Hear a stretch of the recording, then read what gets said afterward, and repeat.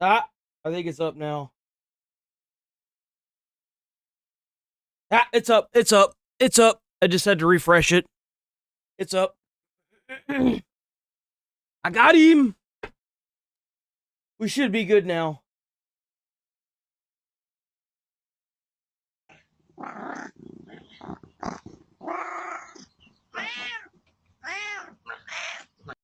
Cat was let. This cat was letting his owner know that he wanted to come inside. I bet he does.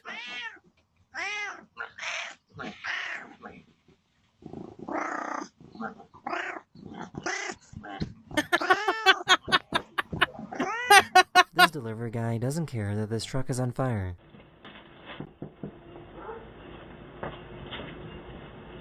Thank you. Matt! Matt, your truck's on fire! He was trying to ding-dong ditch his house, but was immediately caught in the... Matt, your truck's on fire! He was trying to ding-dong ditch his house, but was immediately caught in the act.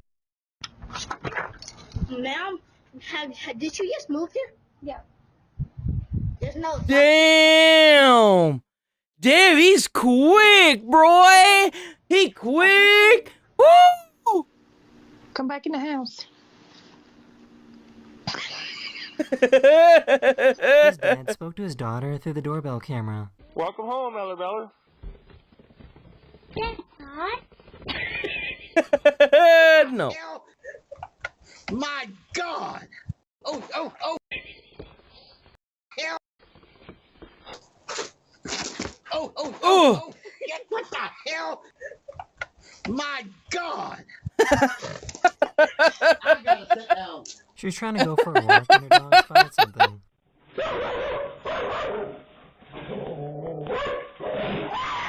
Oh, there's a whole fucking bear! Oh, shit! That bear is so curious, he's like, what's that thing? It's making a lot of noise. Idea was possible to fall like this. Ugh! These kids are trying to sneak out of the house without setting off the camera. Tuh! No, that camera's gonna go off now, you idiot! You're standing right in front of it!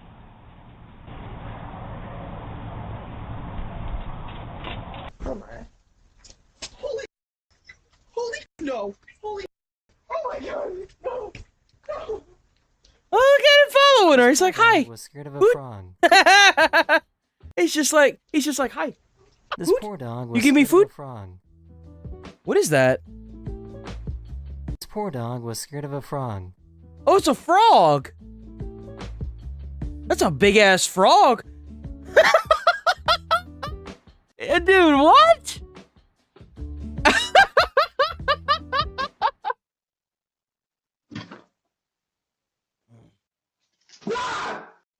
Yo, there's an alligator. Holy shit. Look at the size of that alligator.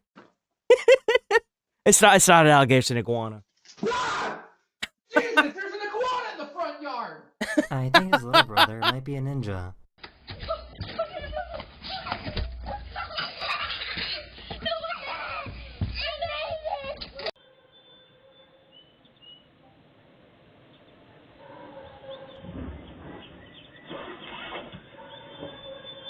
Oh shit.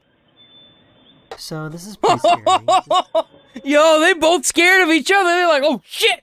Oh shit! There's a person! Oh shit, there's a bear! Oh shit, there's a person! Oh shit, there's a bear! Fuck, bro. Dude, fuck that. Just be chilling out on the back porch and a fucking black bear just roll up. Oh, dude.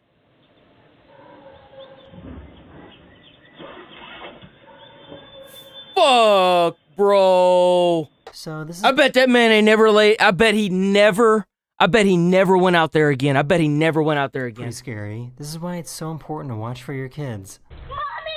They're following me! Mommy! That's terrifying, bro.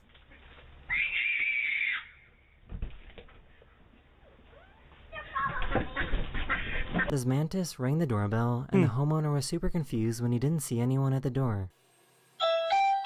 Ass hole.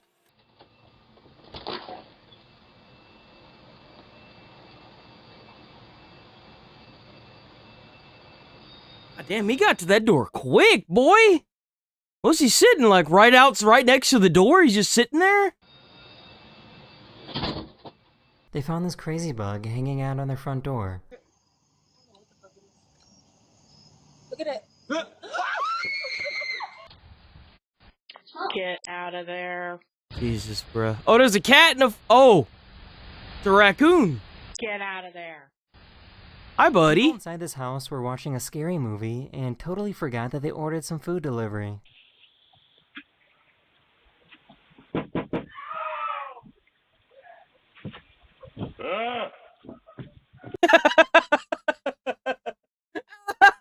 This is a pretty crazy chain of events. Oh! Oh! Oh, the car! Oh, the car! Get the car! Get the car! Nothing else matters! Get the car, please! The insurance! Okay, thank God. Yo! Yo! Yo! Low-key, this would be me. This would be me. I've done it before. I can't stand when people put these fucking pots right where you can hit them. If my short ass can run into a pot, that shit needs to go. Thank you. Thank you. Holy shit, bro. God damn. A bunch of ants got together and tried to steal this package. Oh my God, there are ants moving his package.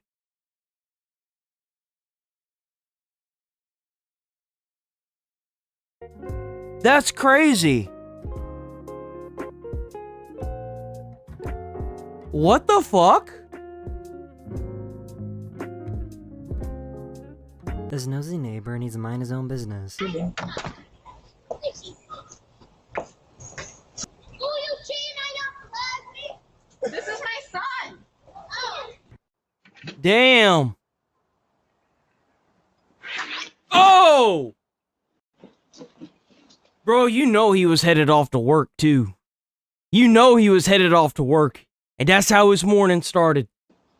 The good news is that he wasn't hurt. This goat decided to deliver their package. You gotta be careful with goats, man. Goats eat anything. They eat anything and everything. Not a lot of people know that. Goats eat anything, bro.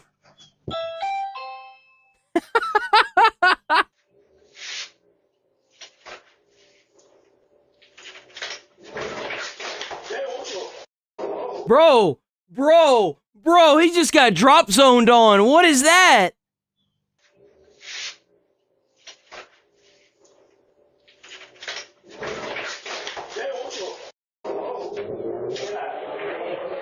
This postman went to the wrong address and he told him to go to the house across the street. Yeah, the one with the yeah, number 77, please, mate, to the right. This one. Yeah, mate, please. Oh!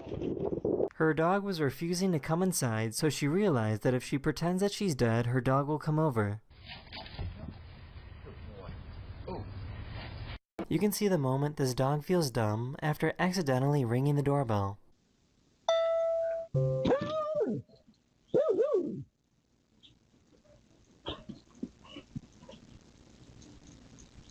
You dumbass. Leave it, Ooh!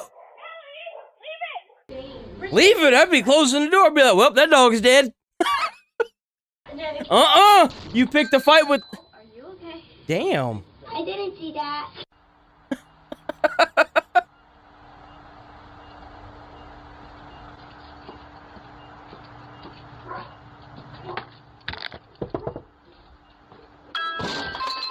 God damn. Bro, the dog did that. Bro, have you ever felt those glass panes on those doors? Those things are thick, boy. We used to have a door like this back where I stayed. Man, that shit's thick.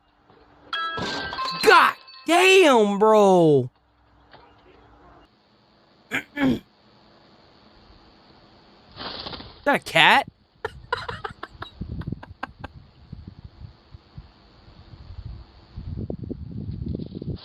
I did it again. No one is here. No one. See? Look. No one. Stop barking.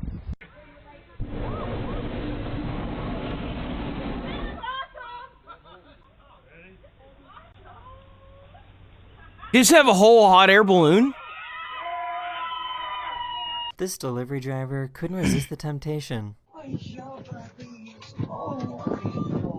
no, don't roll out. Don't roll out. Oh, what are you doing? Hi. Hello. Man, them golden retrievers are just big babies. Seriously. Oh! Damn! Sometimes it's a good idea to put the phone down. Oh! She's still on the phone. She's still on her phone. This lizard decided to ring this doorbell. Oh, look at him!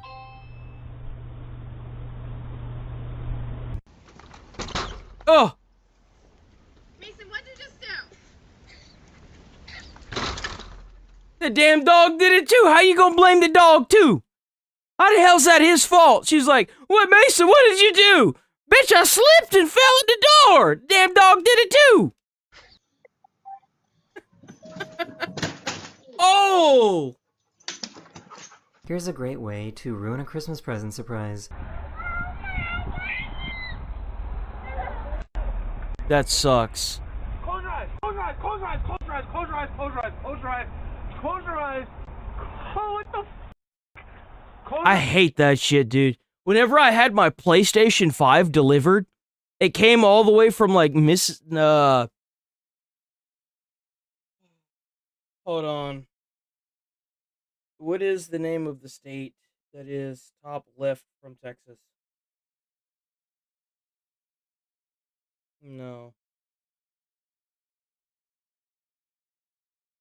California. I had my shit delivered from California. It made it over like 4 states, including mine, because mine is like 2, which is Texas. Not in a box. Brand spanking new PlayStation 5 with an extra controller. Not in a box. Like, it was in the like PlayStation 5 box, and it was like seal wrapped, right? But like, it was just sitting out on the front porch whenever I got back from work. And I was like, are you fucking kidding me? Bro, like, there have been people that have dropped those things off as a delivery person, like from Amazon or UPS, and then they literally take the picture and they pick it up and they steal it. And I'm like, are you fucking kidding me? Bro, like, anything that should be shipped should be in a box. It should cover what it is. Don't care what it is, man. Not for you. You did not see that. You did not see that. Poor little guy got scared of the talking robot. Camera recording.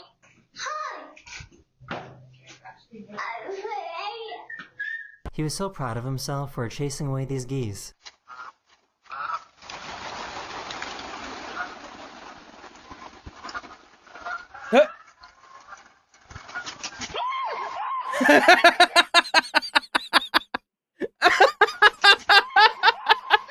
Yeah, dude, you gotta be careful with them geese, man. They assholes.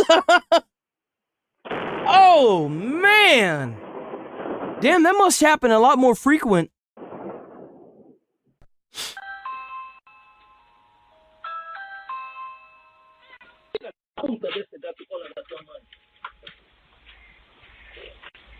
You know, you'd be surprised. Some people are terrified of black cats. They're terrified of black cats. Oh! Oh no! This delivery guy loved their car so much that he asked for a picture with it. Take the helmet off, yeah. Ready? Thank you so much. You're welcome.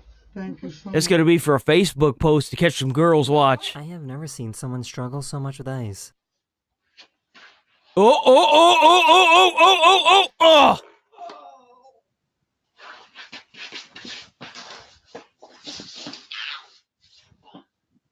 This delivery driver saw this person's cat, and I'm not sure why, but they started licking it. Yeah, that one was weird. That's fucking gross, dude. Oh. What? Slug? No. Frog, what? They got pizza delivery. Why are and- people so scared of frogs when they jump at them? I've never understood that. I've had plenty of frogs jump at me. You know what I don't like? I don't like when praying mantises do it, dude. They're assholes. I've had that happen. I freak the fuck out. The special instructions section asks the delivery guy to knock 3 times, twerk, and run away.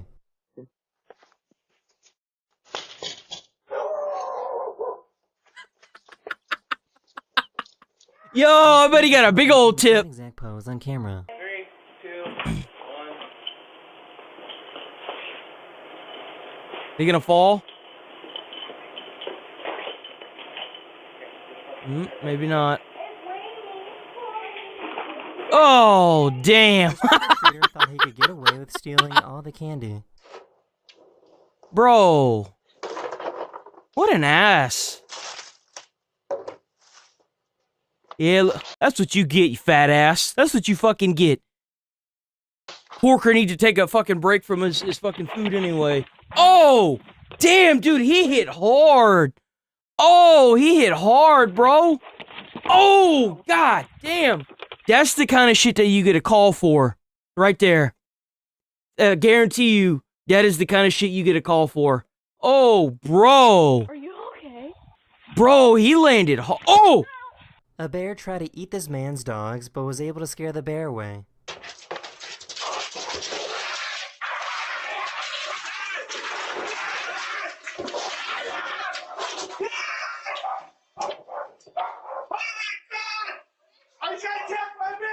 He was walking over, about to get into. Damn, bro, that's was able to crazy. scare the bear away.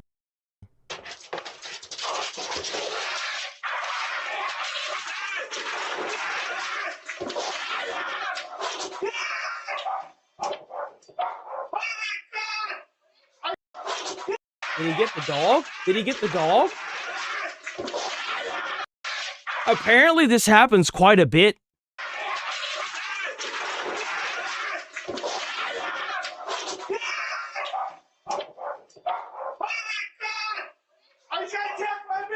He was walking over, about to get into his car when this happened. Oh! So this has got to be the worst delivery driver of all time, right?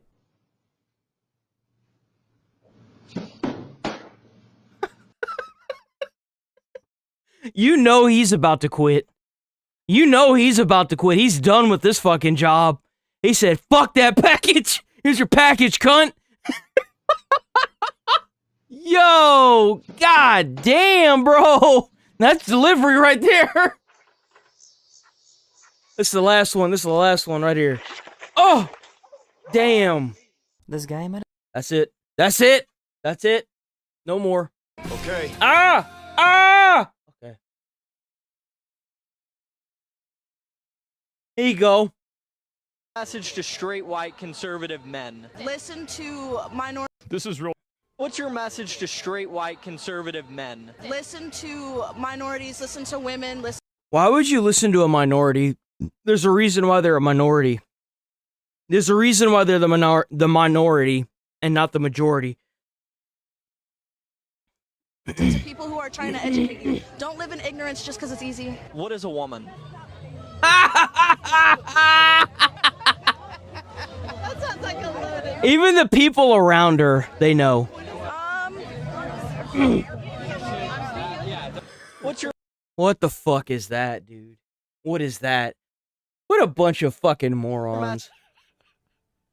It's so pathetic. Really, bro. Like, that's crazy. Wow. Totally fucking brainwashed. What's your message to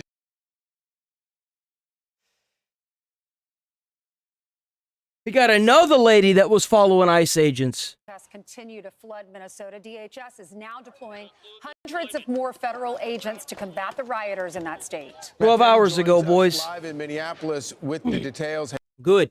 They need to flood Minneapolis and Minnesota with thousands of agents. Hey, Matt. Good morning. DHS sources tell Fox up to 1,000 additional agents will surge the Minneapolis area. That's on top of the already 2,000 agents that are here. But the Democratic Mayor Jacob Fry says these agents are going to be met with resistance. We have thousands and hundreds of thousands of people that are standing up for their neighbors right Bro, you ain't got no hundreds of thousands in your state. Shut the fuck up. You lying. You a liar. now. Oh, leave it to CNN, of course. Leave it to fucking CNN. We have people that are not taking the bait of this Trump administration because they all know, we know, they're looking for any excuse to come in with greater force and occupy our city. We're grinning down this bear. We are doing right by our city and the people in it. Just so you're aware, whoever this guy is talking, if Trump implements the Insurrection Act, he's going to be the first one going to jail.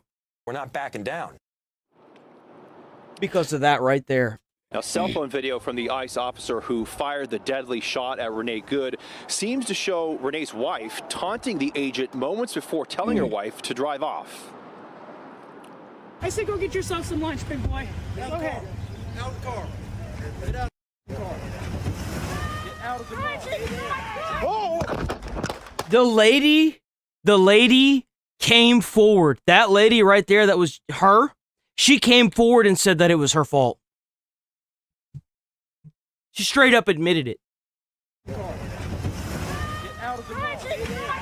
Don't worry, we're not going to cover this at all. We're not going to cover this. We're done with this video. Actually, why are we watching this? Yeah. By her vehicle. Yeah. Oh, why are we covering this video again, boys? I don't want to watch this video. We've covered this fucking thing until I'm blue in the face. Why are we looking at this again? Move on from this damn shit. Even after the shooting death of Renee Good, one car even intentionally blocking in federal agents. At one point, Border Patrol warned 2 women to stop trailing them.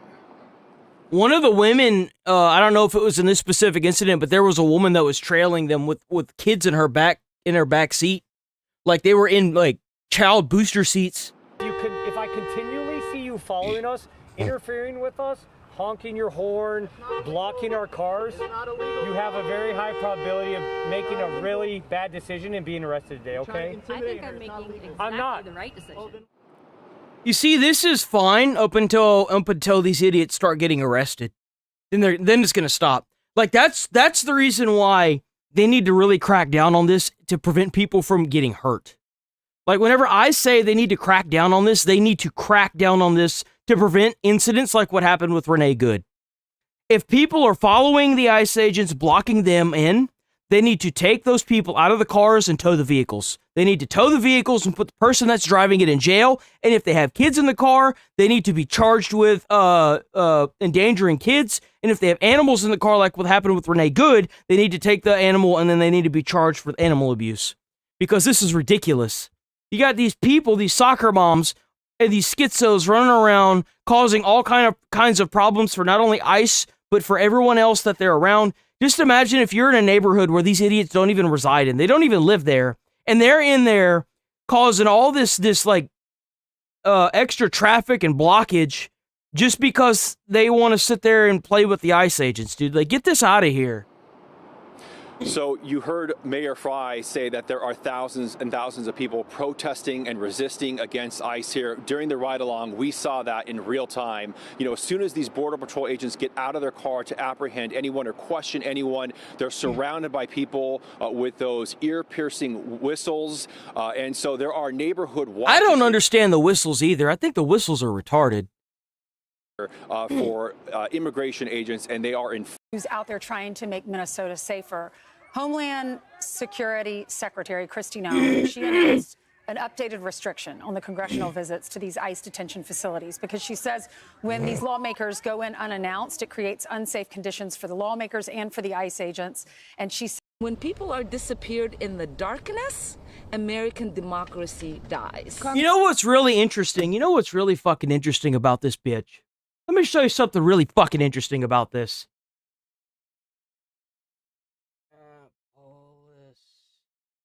Airport money.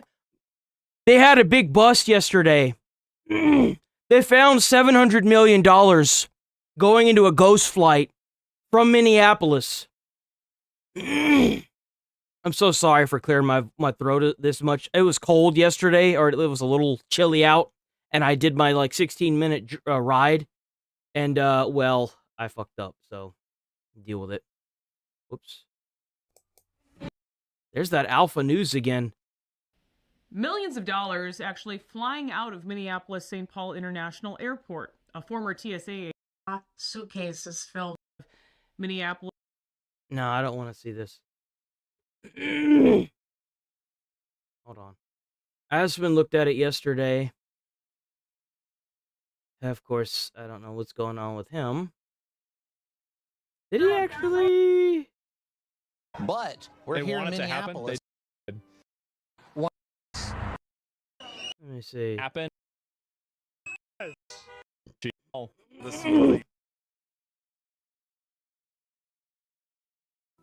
Can you believe this?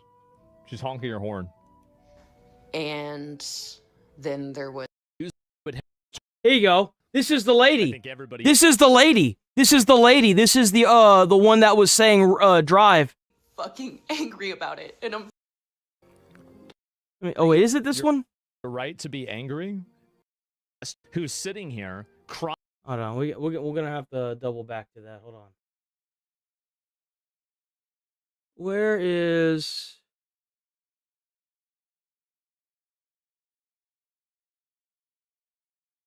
We're gonna watch that. I can't find it now.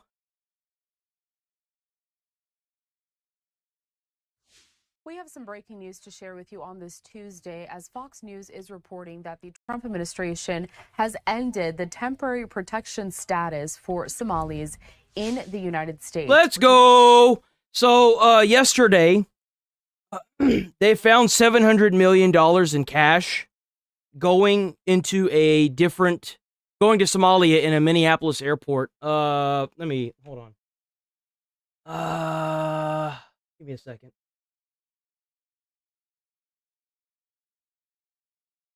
It's gonna bug me if I don't do this. I gotta justify it. Okay, I gotta justify it. I have to. It's in my nature.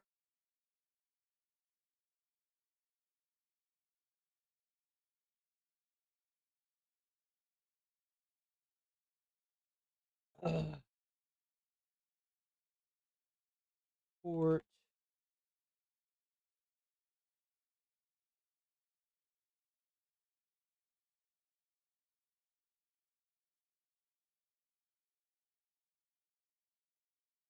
I gotta feel vindicated. I gotta do it.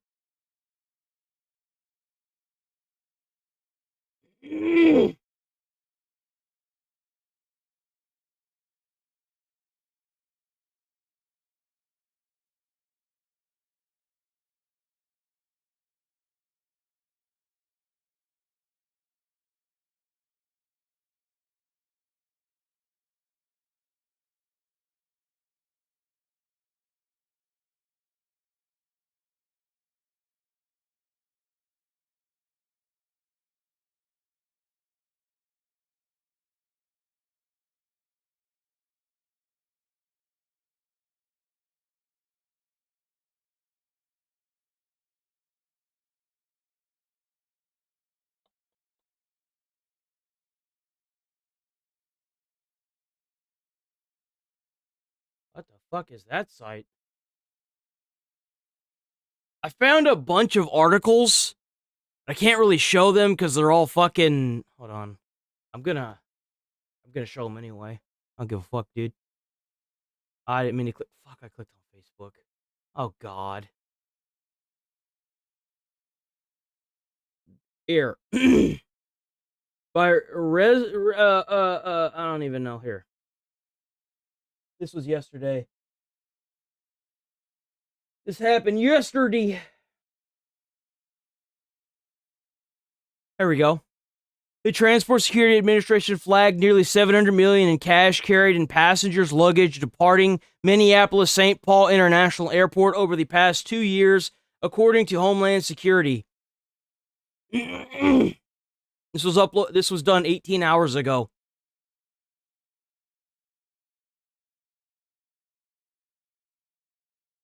They would find like bags, like they would have this shit like wrapped up in bags like this in people's luggage.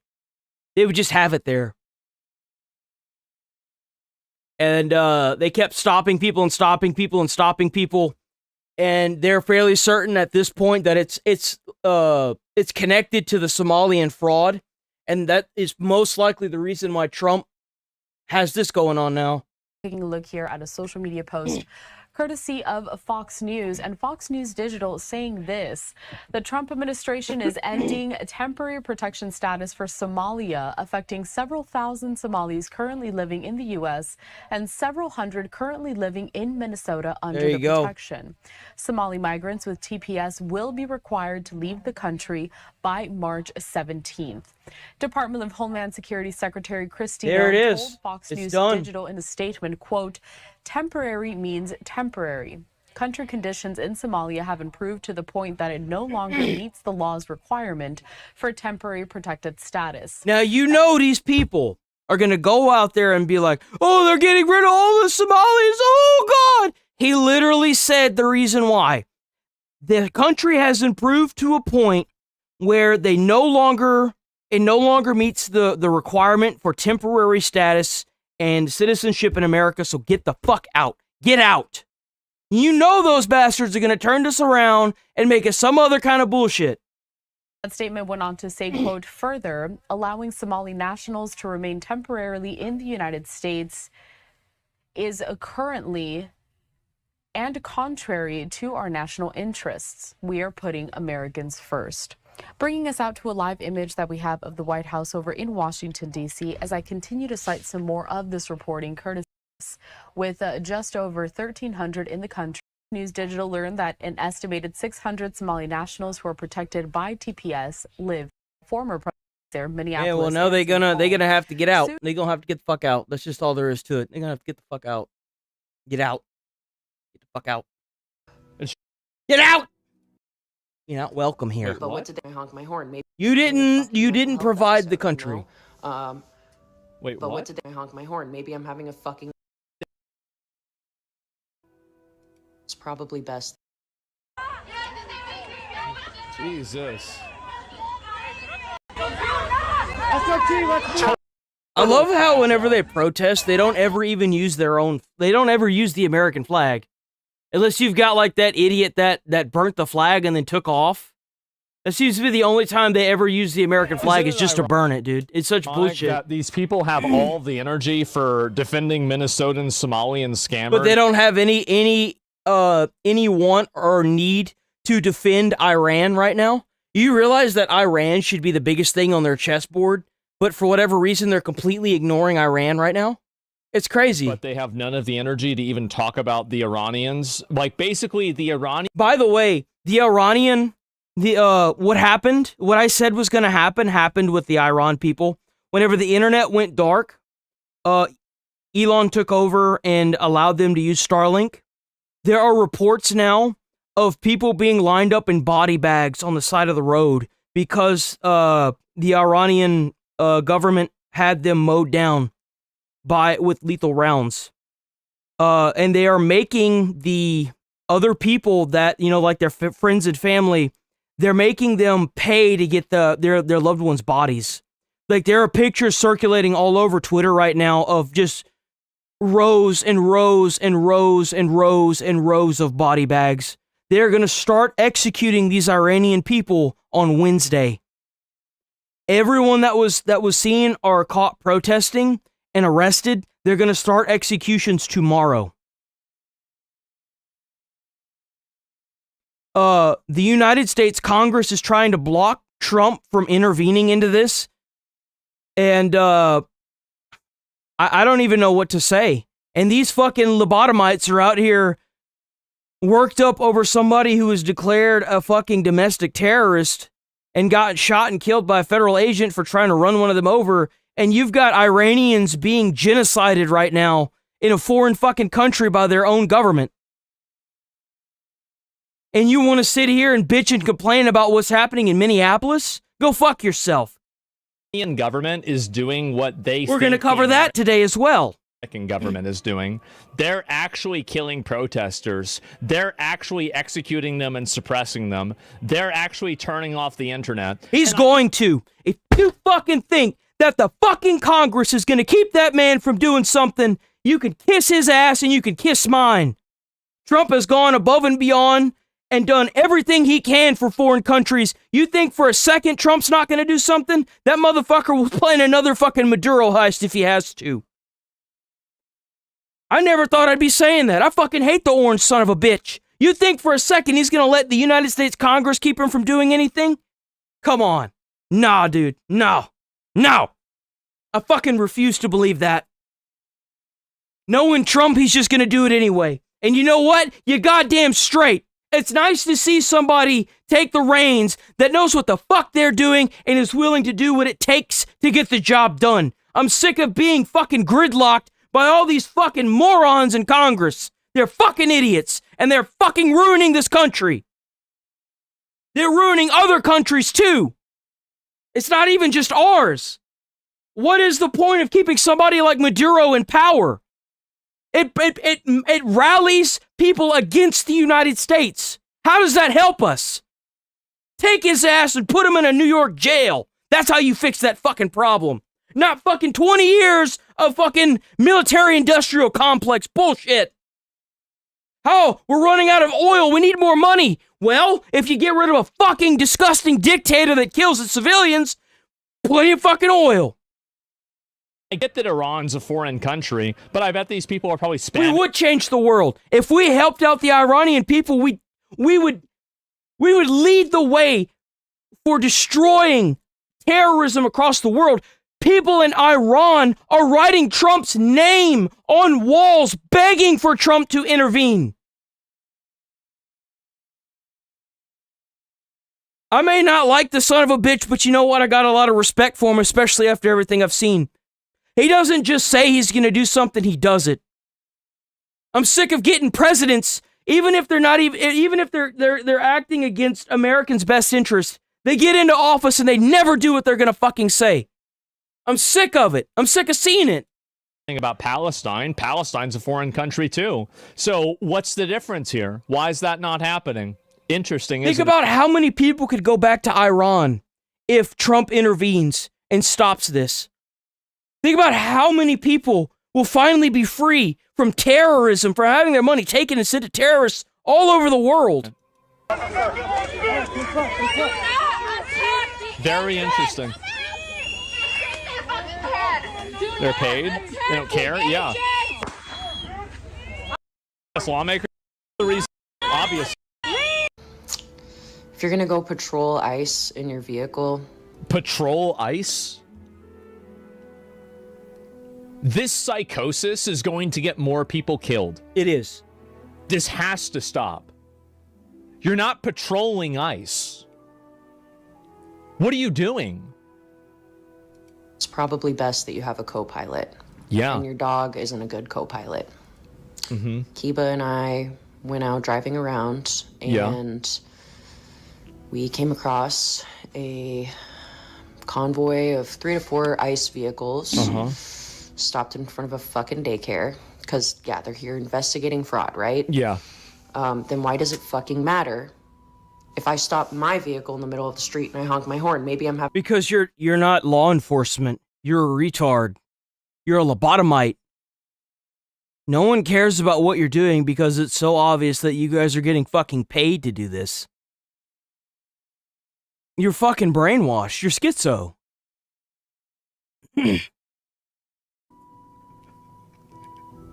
Because the law enforcement officers are doing this, that means that I can do this. These are people who have suffered no consequences for anything that they've ever done in their entire life. Mm-hmm. And they just think that they're the same as a federal law enforcement officer. Oh my God. Having a fucking mental health... You know how you know these people have never suffered in their life? They've never had to worry about how they're going to afford rent. How they're gonna, how what they do affects their ability to get a job. How you like, I feel like everyone, and this may just be me, just because I'm a law-abiding citizen, I keep my head down, I work hard, I do my thing, I stay out of trouble, I don't want to cause trouble, because I don't want the heat on my back, dude. It's already hard enough to live out here as it is. The last thing I need is to catch a felony for impeding a federal investigation, even if I don't like what they're doing. Let's say in a magical world I thought that what they were doing was bad. I don't want to catch felony charges and make it even harder to get a job. Who does that help? It damn sure doesn't help them. It damn sure doesn't help me. Like, they're still going to do their job. That's what they were voted in to do. Episode, you know? Wait, but what? what did I honk my horn? Maybe I'm having a fucking mental health episode, you know?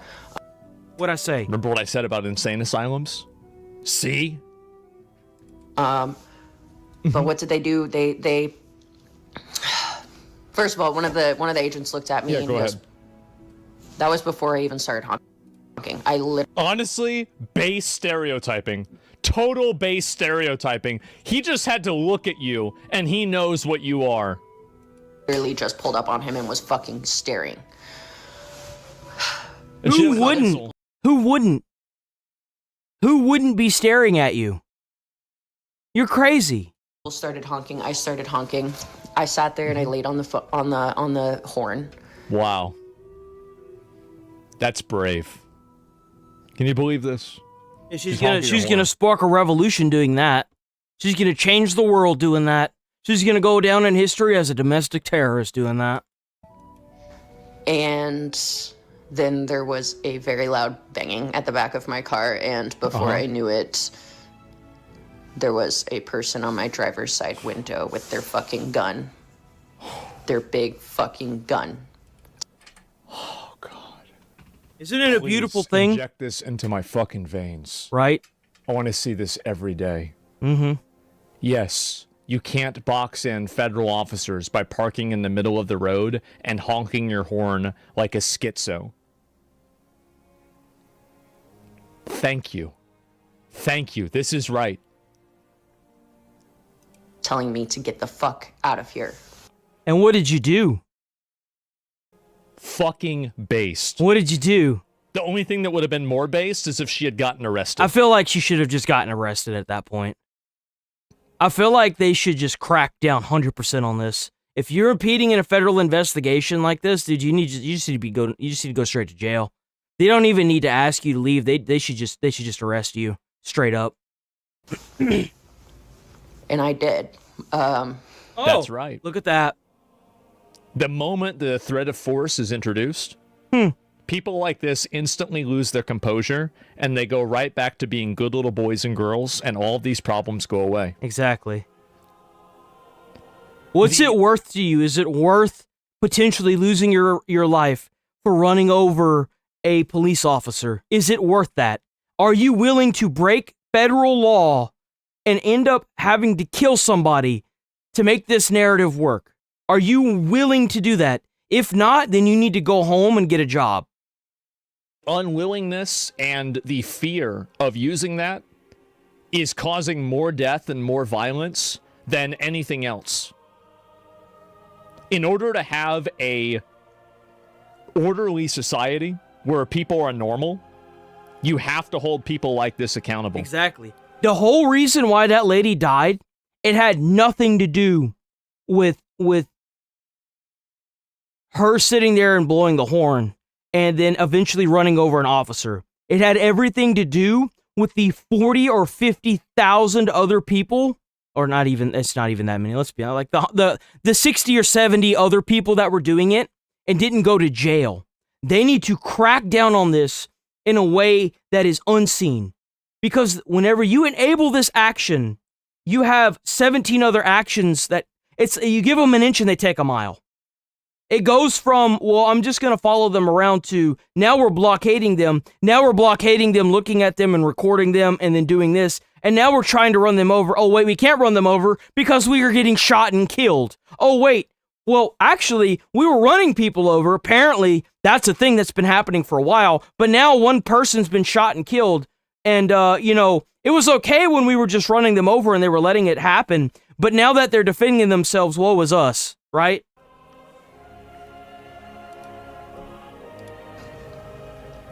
And now what? I think I'm more angry and frustrated by this than I am scared. Good. Good. You need to be both. You need to be scared. You need to be scared. If you don't like how things turned out, then take it to the ballot box. Go and vote it. Go vote it. Show your frustration in votes. That's how democracy works. If you don't like how something's being run, rally people together, stop chasing ICE people, and take it to the ballot box. That's how Trump got into office. Good. I'm pissed. Good. Just because you lost doesn't give you the right to sit here and impede in federal investigations. That's not how it works. That I have to back down because you have a gun. That's right. Yep. That's right. And it's also not because he has a gun. It's because he's a federal law officer, and the Democratic election chose you as the loser. You lost the election. That's the way it goes. That's right. Why is this dude so soy? I think it's a chick. And that you will kill me. And that you will kill anybody that stands in your fucking fascist way. Absolutely. You try to harm an officer, you try to put them in a deadly situation, and they absolutely should harm you. I agree. You have no right to do that. I agree. The whole reason why they have a gun is to defend themselves. Why should an officer of the law back down? Why? You know what's crazy is that we have protests here in Texas, and you know where they're not fucking standing? In the street. You know why? Because the stand your ground law here, any person with a gun can shoot your ass if they feel threatened. Anyone. And guess where all these motherfuckers stand? They stand on the sidewalk where they belong. You don't see them on the road. That's why you haven't seen any footage of them being on the road in Texas. Even from day one, they cracked down on this, just like Florida did. They're not fucking around, bro. You have no right to use your car as a weapon. You have no right to put an officer's life in danger. Mm-hmm. You have no right to box an officer in. There's no reason for that. That's right. And I'm glad that people are finally not putting up with this shit anymore. These people are insane. And the thing is that the way that you approach these people is that you give them literally no credibility whatsoever. Don't listen They're no different than flat earthers. I actually kind of think they're worse because I do genuinely feel like these protesters are being paid to do this. I do. I think they're being paid. You can't tell me that they're able to produce high quality signs on a Saturday after they catch Maduro 3 hours from 7 a.m. Like, no, dude, no, I think they're being paid. What they're saying, don't try to see their point of view. To the extent that you see their point of view and you empathize with them, they will use that against you. Absolutely. That's absolutely what they do. They'll use that against you for sure. Never give them even 1%. Mm-hmm.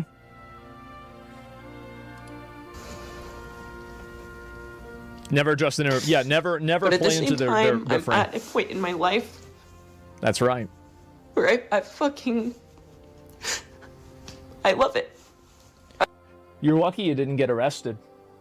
I think they should. If you're impeding traffic, if you're using your vehicle as a way to block in ICE, you just need to be arrested. They shouldn't give you a warning. They should completely crack down on this and bring in federal charges. They should. It's impeding traffic. You're blocking a federal investigation. You're impeding a federal investigation. They should just immediately put you in handcuffs. No ands, ifs, or buts about it. Like, there shouldn't even be a question. I like being here. Like, you don't just put yourself in danger. You put other motorists in danger. You put the ICE agents in danger. You put whoever they managed to catch at the time in danger. You put everyone around you in danger. You put the pedestrians on the sidewalks in danger. Because let's say something like that happens again and you end up trying to mow over 4 ICE officers just to get out of there, and one of them just so happens to be a pedestrian kid that you mow over too. Fuck that, dude. You need to go to jail. It ain't even about you. It's about everyone else around you that you're hurting. Think about your family members that are going to have to fucking look over your dead corpse if you try to mow over 3 ICE agents and the 4th one shoots and kills you. Like, enough is enough. The laws are the law for a reason. Enforce them. and I don't want to not. They are supposed to be enforced to keep people from becoming hurt or worse, dead.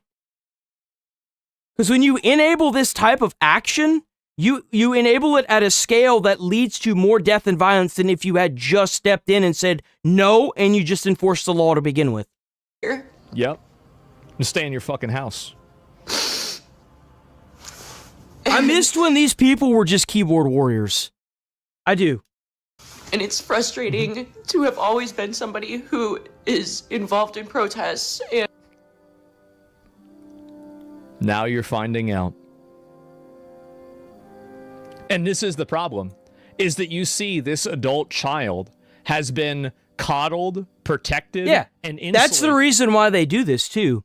You've got these institutions, these colleges, you've got your parents telling you that you're doing the right thing, and you're doing this, and you're doing that, and the institutions are like, yeah, you got to do this because they all are on the same boat. They hire people that think the same as well. So, like, you've cultivated this entire, like, audience of just mentally ill schizos that are feeding each other. They've literally made their own echo chamber in real life. That's literally what's going on. From the consequences of its behavior and its actions for so long that the moment that they're actually given any degree of authority, they break down into a crying mess. And you know, it's fine to have an echo chamber, but at least make sure the stuff that you're trying to make echo is not only reasonable, but it's not misinformation. Come on. This would have never happened if you had held these people accountable from the very beginning. Exactly. But now you have a 40-year-old woman who's sitting here crying about being told that you can't go and interrupt the federal investigation. This is where we're at. and involved in speaking out, and has always felt like, for the most part, I've been able to have my right to protest, my right to be angry. Your right to be angry? You can protest all you want. The minute you start breaking the laws, you're no longer protesting, you're fucking rioting. It's a form of rioting. Breaking the law whenever you're trying to quote-unquote protest is rioting. Anytime you break the law during a protest, you have crossed that line from protesting to rioting. And you know the reason why they do this is because they know that they're the minority. They know that no matter how many times they go to the voting booth, no matter how many times they put their vote in, they're never going to win because they're all crazy. The silent majority won. You lost and you know it's over. That's why you're acting this way. That's why you're out here breaking the law during these quote-unquote protests, and that's why you're rioting. It's because you know that you can't take it to the ballot box because no one is voting for this, because you're crazy. We would be living in absolute chaos if we went it their way. Look at LA. Look at the fires that break out every single year. Look at Chicago, the crime. The lady that literally fled war-torn Ukraine was stabbed by a homeless dude that was arrested and had like fucking 35 arrests and like 9 felonies. And she died in a subway station or on a bus on public transportation by a homeless dude. Like, that's the reason why people don't want to deal with it. You don't even have to live with your own choices. You live in a gated community because you're a fucking Nepo baby. You don't live with the decisions that you decide to make for society. The majority do. The people that have immigrated here legally, they have to live with your decisions. And people are tired of it. You're crazy. A right to be angry? Not whenever it means stopping your car in the middle of a road and laying on the horn. Nobody has that right. That's right.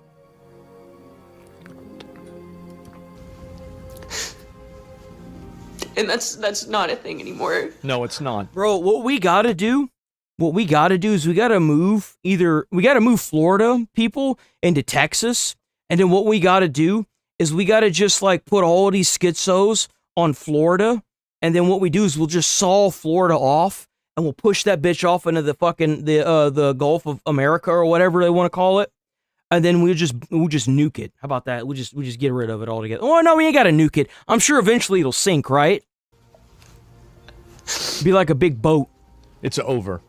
Thank and God. I'm really fucking angry about it. And I'm feeling. It's going to get a lot worse. And these are the same people that were so ready, that actually did for the past 4 years. Like, they talk about racism and they talk about fascism. They talk about all this shit.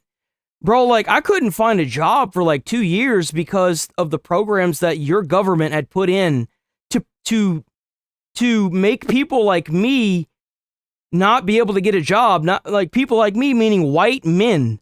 White men couldn't get jobs because they were catering to all these white women and all these different, like, ethnicities, and not even just ethnicities, like these weird fucking gender, whatever the fuck you want to call it. They were the ones getting a job because they were the ones getting paid by the government. They, like, the companies, these corporations were getting money from the government, like stipends from the government, because of the programs, these DEI programs that would hire people of, and you want to sit here and call us racist? You want to sit here and call us the fucked up ones? Like, you're crazy. You're getting what you threw at us, and you don't like it. It doesn't feel very good, does it? To me, I'm going to vote for somebody that's going to make it 10 times worse. I think everybody else should too. These people are parasites. They're retards. They'll destroy everything around them just so they can feel good. This is only the beginning. If you thought it was bad now, it's going to get a lot worse. And I hope he's right. I do. I genuinely hope he's right. We can't let these people get back into power, because it'll be like, dude, they'll just re-implement all the programs they put in and let more of these people come into the country that are going to cause billions of dollars worth of fraud and end up getting them more votes than what is actually supposed to be there. Like, there's no... institutionalize these people. It's going to be done.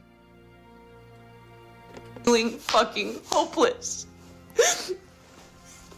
But I know I can do other things. Yep. I know I can go buy groceries for people who are too afraid to go to the grocery store. I can fucking walk. Do it. Go ahead. Sure. Their dogs. I can volunteer. And you see what she's saying here, right? Oh, wait a minute. I can't just... She can't do what she wants to do, so she's backing out. That's what she's saying.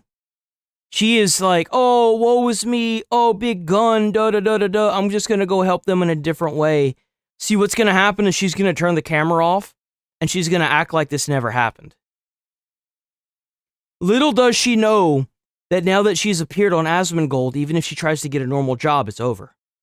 They will hunt her down for the remainder of her life, and they will make sure she never gets a job, ever.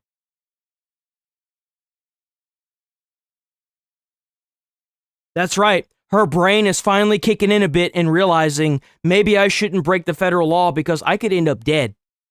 And you know what? If you go out and break the normal law and a police officer pulls you over or does something, you could also get shot. Big surprise, law enforcement is the same across the board.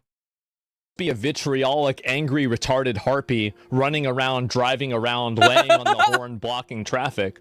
I guess now I'm going to have to do things that are actually inside of the law. Just imagine you sit there and try to block in ICE, and a school bus driver or an 18-wheeler that can't just slam on their brakes doesn't see you, and they plow into you and kill you. You're scared. You're more scared of the gun that the ICE agent has than you are of blocking people on a roadway. You see the, like, mental, like, disconnect here? You see it? Like, they're there for your safety. They're there to make sure that you follow the law, because if you don't, you could end up dead. When you break road laws, you could end up dead. There's a reason why they're there. She's totally proving my point. She's completely proving what I've been saying the entire time. Mm-hmm. The moment that you apply any consequences to these people, they go back to factory default settings instantly. Yep. Because they don't want to die. That's it. Blocking ICE with cars is like Batman villains. Congrats. Arkham Asylum called. They've got padded rooms waiting. That's right. That's right, man. Fuck I yeah. have to do good things now? Yes. This shit we have to put up with because of these people. Finally, the total Karen obliteration is happening. That is what I'm looking for. We want total I don't think it's total Karen obliteration yet. When these people start getting arrested, start getting charged, and then start serving jail sentences, then it'll be total care and obliteration. Until then, it's not. All of the people that are out there doing this need to get arrested, detained, fined, and just whatever they need to do to get them out of the fucking road. They need to start charging these motherfuckers that are doing this with felonies. That's what they need to start doing. They need to start charging these motherfuckers with felonies, so that way they can't get a job. I remember whenever I was growing up, like, dude, you heard somebody that had a felony, you knew that they couldn't get a job. That's how it was. These people aren't scared of that, and let me tell you why they're not scared of that. Because they have money. That's why. Break their windows if they're not rolling down the windows. Do whatever you need to do. How have these liberal Karens not figured out that they're a demographic that all sensible Americans want to remove from infecting our nation? Well, there's a lot of them, and they only talk to each other. That's the reason why. Remember what I had said earlier? It's an echo chamber. It's an echo chamber. These people are all over Reddit glorifying the death of Charlie Kirk. They're out there trying to, they want Asman dead. They want Trump dead. They want all these political people that are opposing to them dead. Yet you want to sit here and say that these people are like you. I guarantee you, if you look this lady up on Reddit, she's made at least like 1,000 posts talking about how she wanted political opponents dead. The hypocriticism here is just, it's so abysmal. It is so frustrating because you can never reason with these people either. To top everything off, you can't reason with these people. You're hitting your head against a wall. My time and my energy in other places. That's right. You're and gonna also, have to follow I'm not the law fucking now. afraid. Yes, you are. Yes, you are. Yes, you are. And you know you are. That's why you're angry.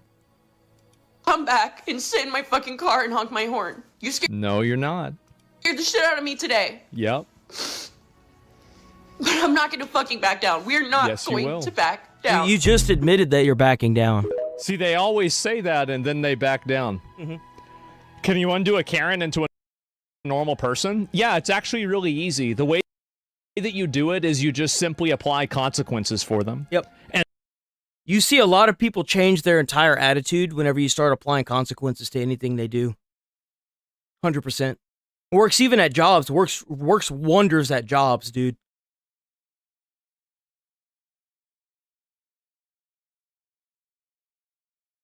Let's see, do we have any No, you're not. Do we have any news from anything that's going on? Like anything at all?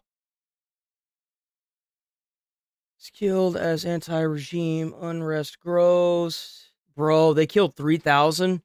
There's no way. I guarantee you it's more than that.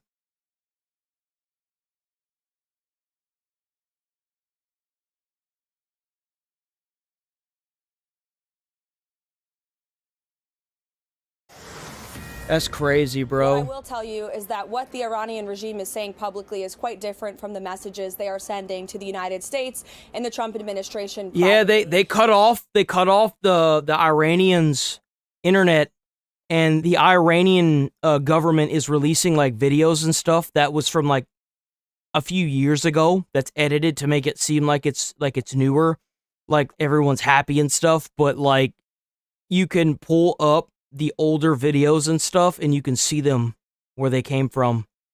And reports are coming in using Elon's Starlink of the body bags lining up on the streets.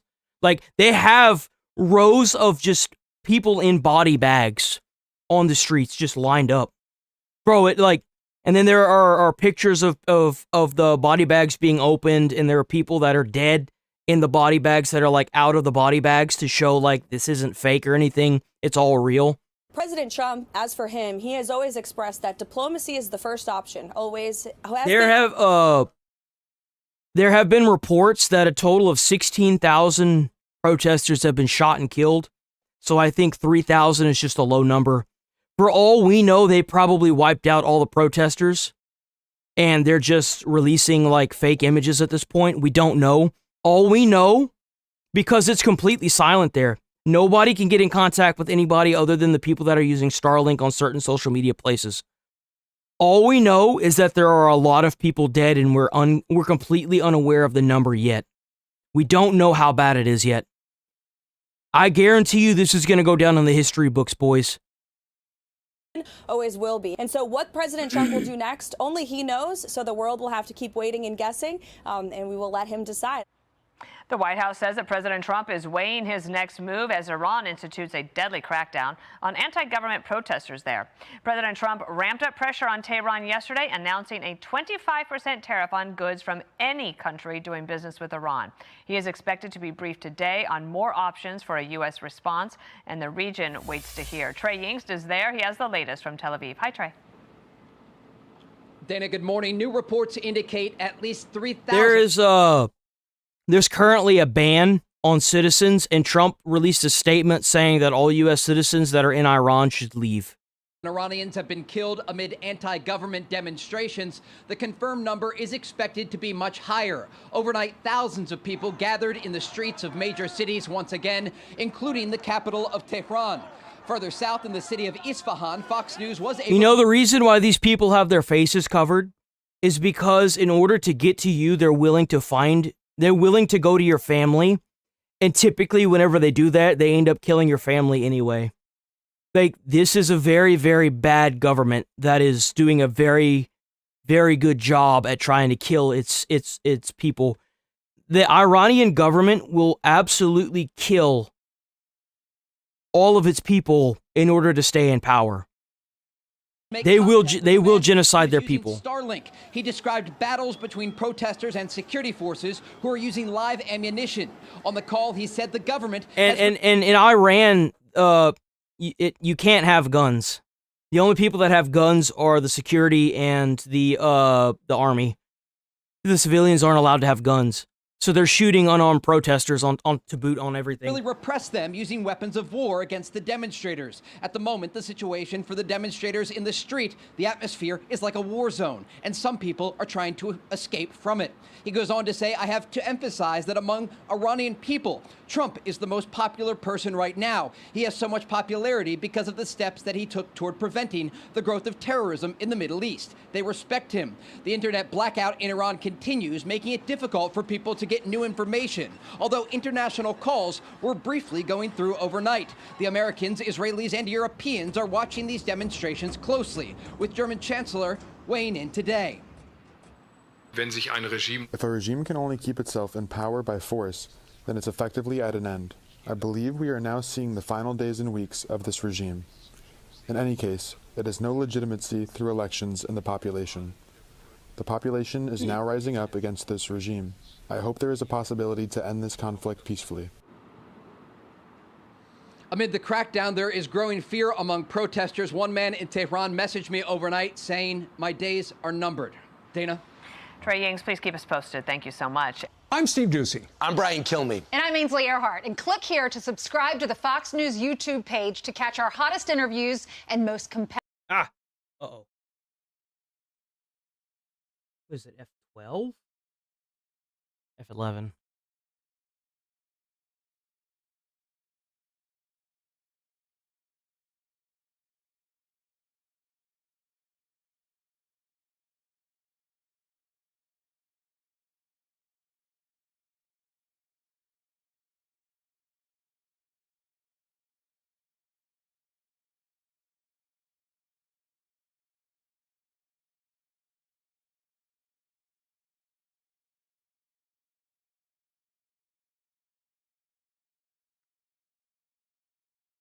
Oh yeah, here we go. Check out Pokey Natures on YouTube. I'm gonna go ahead and sub to it. Please check them out. These guys have been popping up on my feed a lot. Please check them out. This looks crazy good. Please keep up the good work, boys. Y'all are killing it out there with these. If you're trying to comment on my video, be aware that it will most likely have the comments turned off unless you sub to the channel. If you want me to take down the video or the stream, let me know. I will do that for you anytime. I know that YouTube tells you that you can only do that up to a year. If you send me an email, I have an email on my channel as well. If you guys want to collab with me or anything, just let me know. Hit me up. If you guys want me to take the video or the stream down, just hit me up on the email. But just don't strike the channel, man. Send me a takedown request. I will happily take it down. Like, I don't want any trouble. No one wants any trouble, I promise you. And that goes indefinitely. If you ever stop making content and you're like, hey, can you just go ahead and delete that stuff? I will do it. Okay? Just let me know. Innocence ends in pain. True power is finally awakening. Youth fades away. Its skin turns as rough as rock. This is cool. Aggression takes over. That sharp horn is its crown. Claws ensure survival here. Every scratch is a silent warning. Marching into the wasteland. Damn, he's even got battle damage already. The proving ground. Its blue fire burns hot enough to turn rock into ash. Drawn to the heat, it stares into lava, seeking Damn, it really looks like a gecko there, doesn't it? It really looks like a gecko, bro. Like, I've never, like, looked at a Charizard and been like, oh, that looks like a gecko. Like, how is it that some of the animations from AI look so much better than even, like, the Pokemon movie that came out, that, like, live-action one, that Pikachu Detective or whatever? I'm not saying it was a bad movie, I'm just saying, like... Facing giants without fear. Combat is in its very blood. Dang! Ambition boils over. In the roar, the old shell shatters. Oh, is it evolving? Oh, it's a Charizard now, huh? Charizard. Awakened. That's sick. The Sky Throne demands strength. It dives to face its rival. Facing the water cannon. Oh, it's got barnacles on it. That's really cool. Hesitation means instant death. No longer clumsy. It dances through the air. See, that's whenever I think of a Charizard, I think about that. That looks like a Charizard. Fire meets water. Heat turns the battlefield into mist. Oh! This is rising against the tide. The battle is won. A new ruler of the world is born. Master of the skies. Sunlight shines on the wings of a king. Flying high, powerful wings tear rifts through the air. Looking down from the clouds, mountains are just scenery now. Its fury burns all. Even solid rock melts in an instant. Apex of the food chain. Those poor Pidgeys, man. Bro's about to have himself a chicken dinner. Dominance is a form of loneliness. Nesting on volcanic peaks. Only this heat can soothe its fire. Fierce. Oh, look at the little one. The cycle of life continues. It's a little baby. Through the storm, it never forgets where it began. That flame is the eternal bond. W video. Never fades.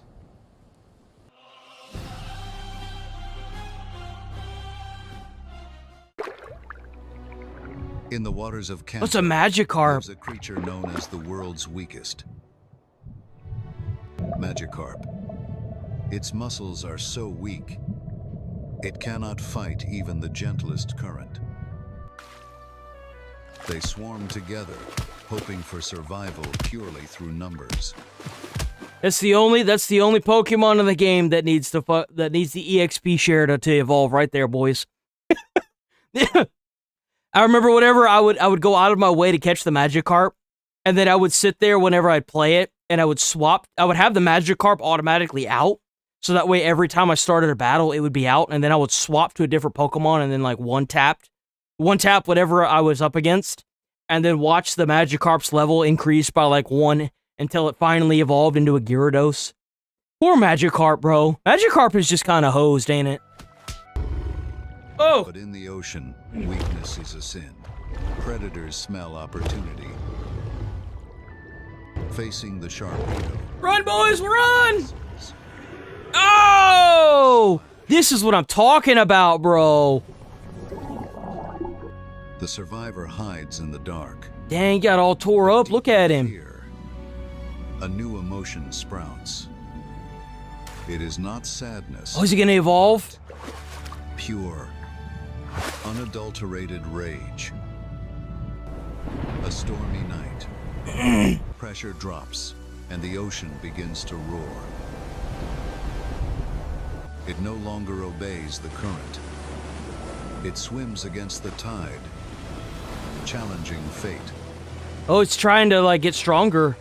When rage breaks the limit, oh, here we go. Chains shatter. Weak fins turn into claws. Hey, that looks sick, bro. That looks sick. How does this look so much better? And you mean to tell me that somewhere somebody wants to keep their job as an artist for what, bro? This looks so much better than the Detective Pikachu, like, Pokemon. This looks sick. That tear the storm. Gyarados has arrived. Its brain is rewired, leaving only one instinct: destruction. Once fragile scales are now harder than steel. The hunter becomes the prey. Woo! Bro, they running now. You messed up.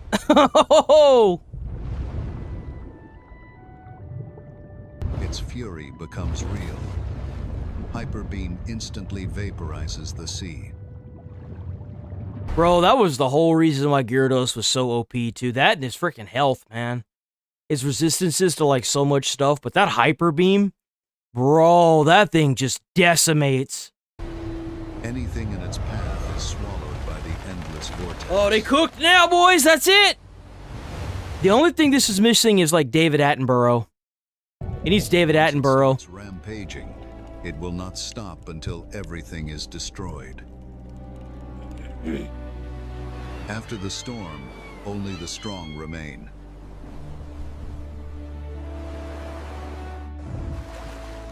It is the absolute ruler here. From weakest to strongest. This is nature's most brutal miracle.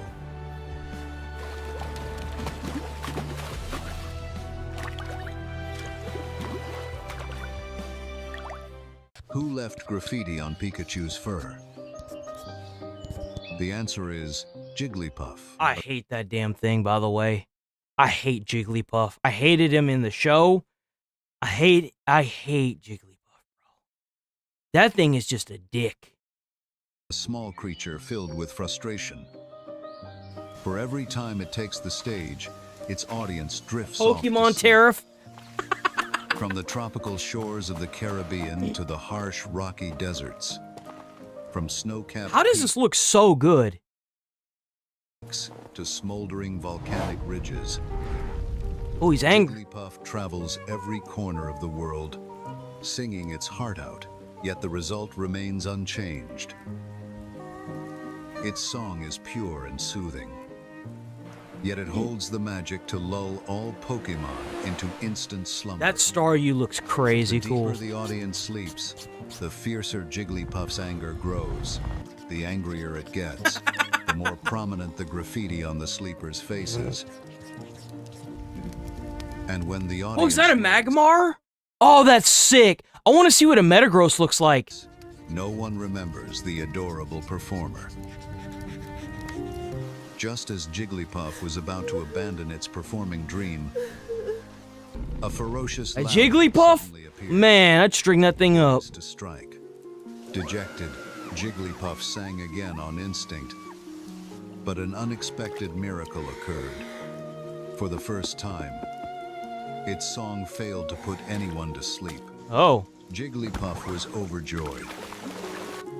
Loudred unexpectedly recognized the unique charm in Jigglypuff's singing, offered its help, and persuaded its clan leader to allow a special concert in their dim cave. There, Jigglypuff sang like never before, while Whismer and Loudrids danced in accompaniment. That night, the clan celebrated Jigglypuff's debut as a Are star, they immune to Jigglypuff? I didn't know that. rejoicing together, all of which seemed to be a chapter written by fate. Yo, that's what's up. Okay, we gotta move on from the video from here, yo. W. Oh, there's a Tyranitar as well. Yo, W video, by the way. All right, here we go. We got the Critical Drinker talking about the crash and burn of Steven Seagal. Steven Seagal is a poser, boys. If you didn't know that, he's fake. Covered on this series, you might be forgiven for thinking that crashing out and nuking your own career when you're at the peak of success is confined more to today's crop of spoiled, narcissistic Hollywood actors with main character syndrome. But you would be wrong, dear viewer, for there was once a man in a time long before who blazed a trail of career self-destruction across the stars of Tinseltown. I think why Steven Seagal's career destruction was just so bad is because he starred in so many movies. Bro was everywhere. I never liked him. Man so shrouded in self-imposed mystery that I was a Jet Li guy, man. Whenever I saw martial arts, I was like, give me Jet Li and Walker Texas Ranger. Give me Walker Texas Ranger. Give me which is if you don't know, Walker Texas Ranger is Chuck Norris. Chuck Norris. He seemed to get Bro, my grandfather loved Chuck Norris. My grandfather loved watching Walker Texas Ranger. He loved that show so much that my grandmother, whenever he passed away, could not watch that show, dude. About who he I was. love that show. But one thing that wasn't mysterious were the controversies and disasters that took him from the heights of fame to direct-to-video lolcow. From beating up fellow actors and stuntmen to harassing women, clashes with directors, out-of-control egos and box office disasters. This particular crash and burn isn't just epic, it's legendary. I'm talking, of course, about the Great One, better known as Steven Seagal, a guy who claims to have worked with the CIA, to have helped overthrow the Shah of Iran, to be the greatest martial arts master that ever walked the face of the earth, and even a reincarnation of a previous Dalai Lama. Then again, he also claims to be an actor. His baffling rise to the very brink of A-list stardom was rivaled only by his spectacular fall in an explosion of ego, box office bombs, sexual harassment lawsuits, and arguably the world's least convincing. Oh, I know who that is. So that's Death Wish. We examine Crash and Burn. I haven't seen a lot of his stuff. His stuff kind of like predates me. Now, because he's consistently lied, exaggerated, and misrepresented almost every aspect of his life, it's actually pretty difficult to speak about Seagal's early years, because who even knows how much of it's true? That's what right. we do know for sure is that Stephen Frederick Seagal was born in Lansing, Michigan in 1952. A frail, sickly kind of kid, he was often picked on by others and struggled to make friends until the family moved to California when he was 5 years old. The change of climate apparently agreed with young Stephen and he became more confident and outgoing. According to Seagal himself, he moved to Japan at the age of 22 and studied the art of Aikido from Morihei Ueshiba, which is kind of interesting because Ueshiba died 5 years earlier. Oh, yeah. Really? Huh. That's interesting. I think I can smell shite.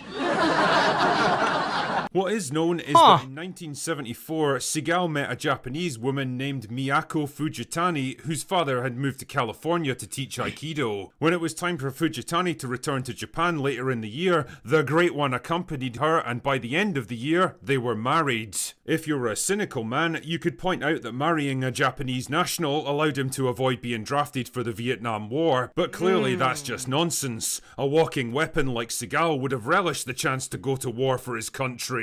Anyway, however it came about, we do know that he eventually did study Aikido during his time in Japan, and by 1978 he'd earned his black belt. Not because he was particularly good, but because the judge just didn't give a shit. I was gonna say, like, if you see the way the people are moving in this, it looks so fake. Fujitani later stated that the only reason Steven was awarded the black belt was because the judge, who was famous for his laziness, fell asleep during Steven's presentation. The judge just gave him the black belt. During these heady days of the late 1970s, Seagal later claimed that he helped to train CIA operatives in unarmed combat and even personally fought against the Yakuza. Then again, Seagal's track record on honesty makes James Gunn look like George Washington. Yes, I can definitely smell shite.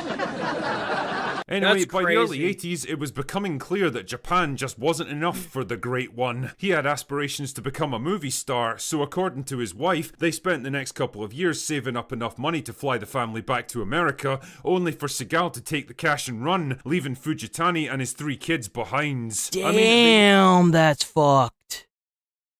Yo, that is fucked. What a scumbag. Would have just held him back from his destiny, I guess. He eventually settled in West Hollywood, where he opened an Aikido dojo and tried to break into the film business. Literally in some cases. One of his first gigs was fight coordinator on the unofficial James Bond movie Never Say Never Again, which honestly deserves a production hell video all of its own, but let's just try and stay on topic here. A 53-year-old Sean Connery was making an ill-advised comeback as Bond after a 10-year hiatus, mostly for a big paycheck, but whatever. Seagal's job was to teach him some basic fight moves, but the two men took an immediate dislike to each other, and when Connery insulted Seagal, the man himself responded by accidentally breaking Connery's wrist during a sparring session. What? Too proud to admit he'd been fucked over, Connery worked through the injury and didn't get it properly addressed until a decade later. Despite ridiculous shit like this, Seagal was still working, but mostly behind the camera. What he really needed was a starring role that would help sell him to the world, and that opportunity finally came courtesy of Hollywood agent Michael Ovitz, who trained at Seagal's dojo and was somehow convinced that the guy had leading man potential.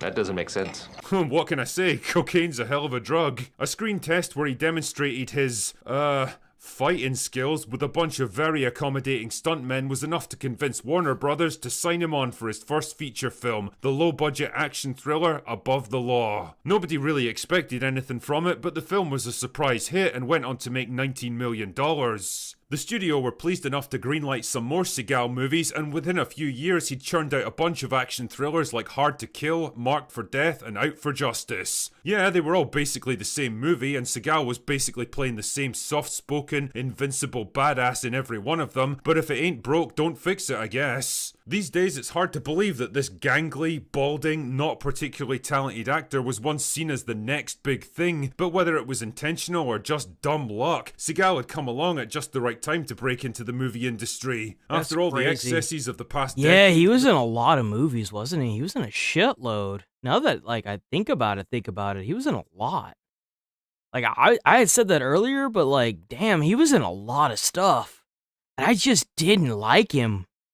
I don't know why. I don't even think I've sat down and watched a full, specifically Steven Seagal film through and through.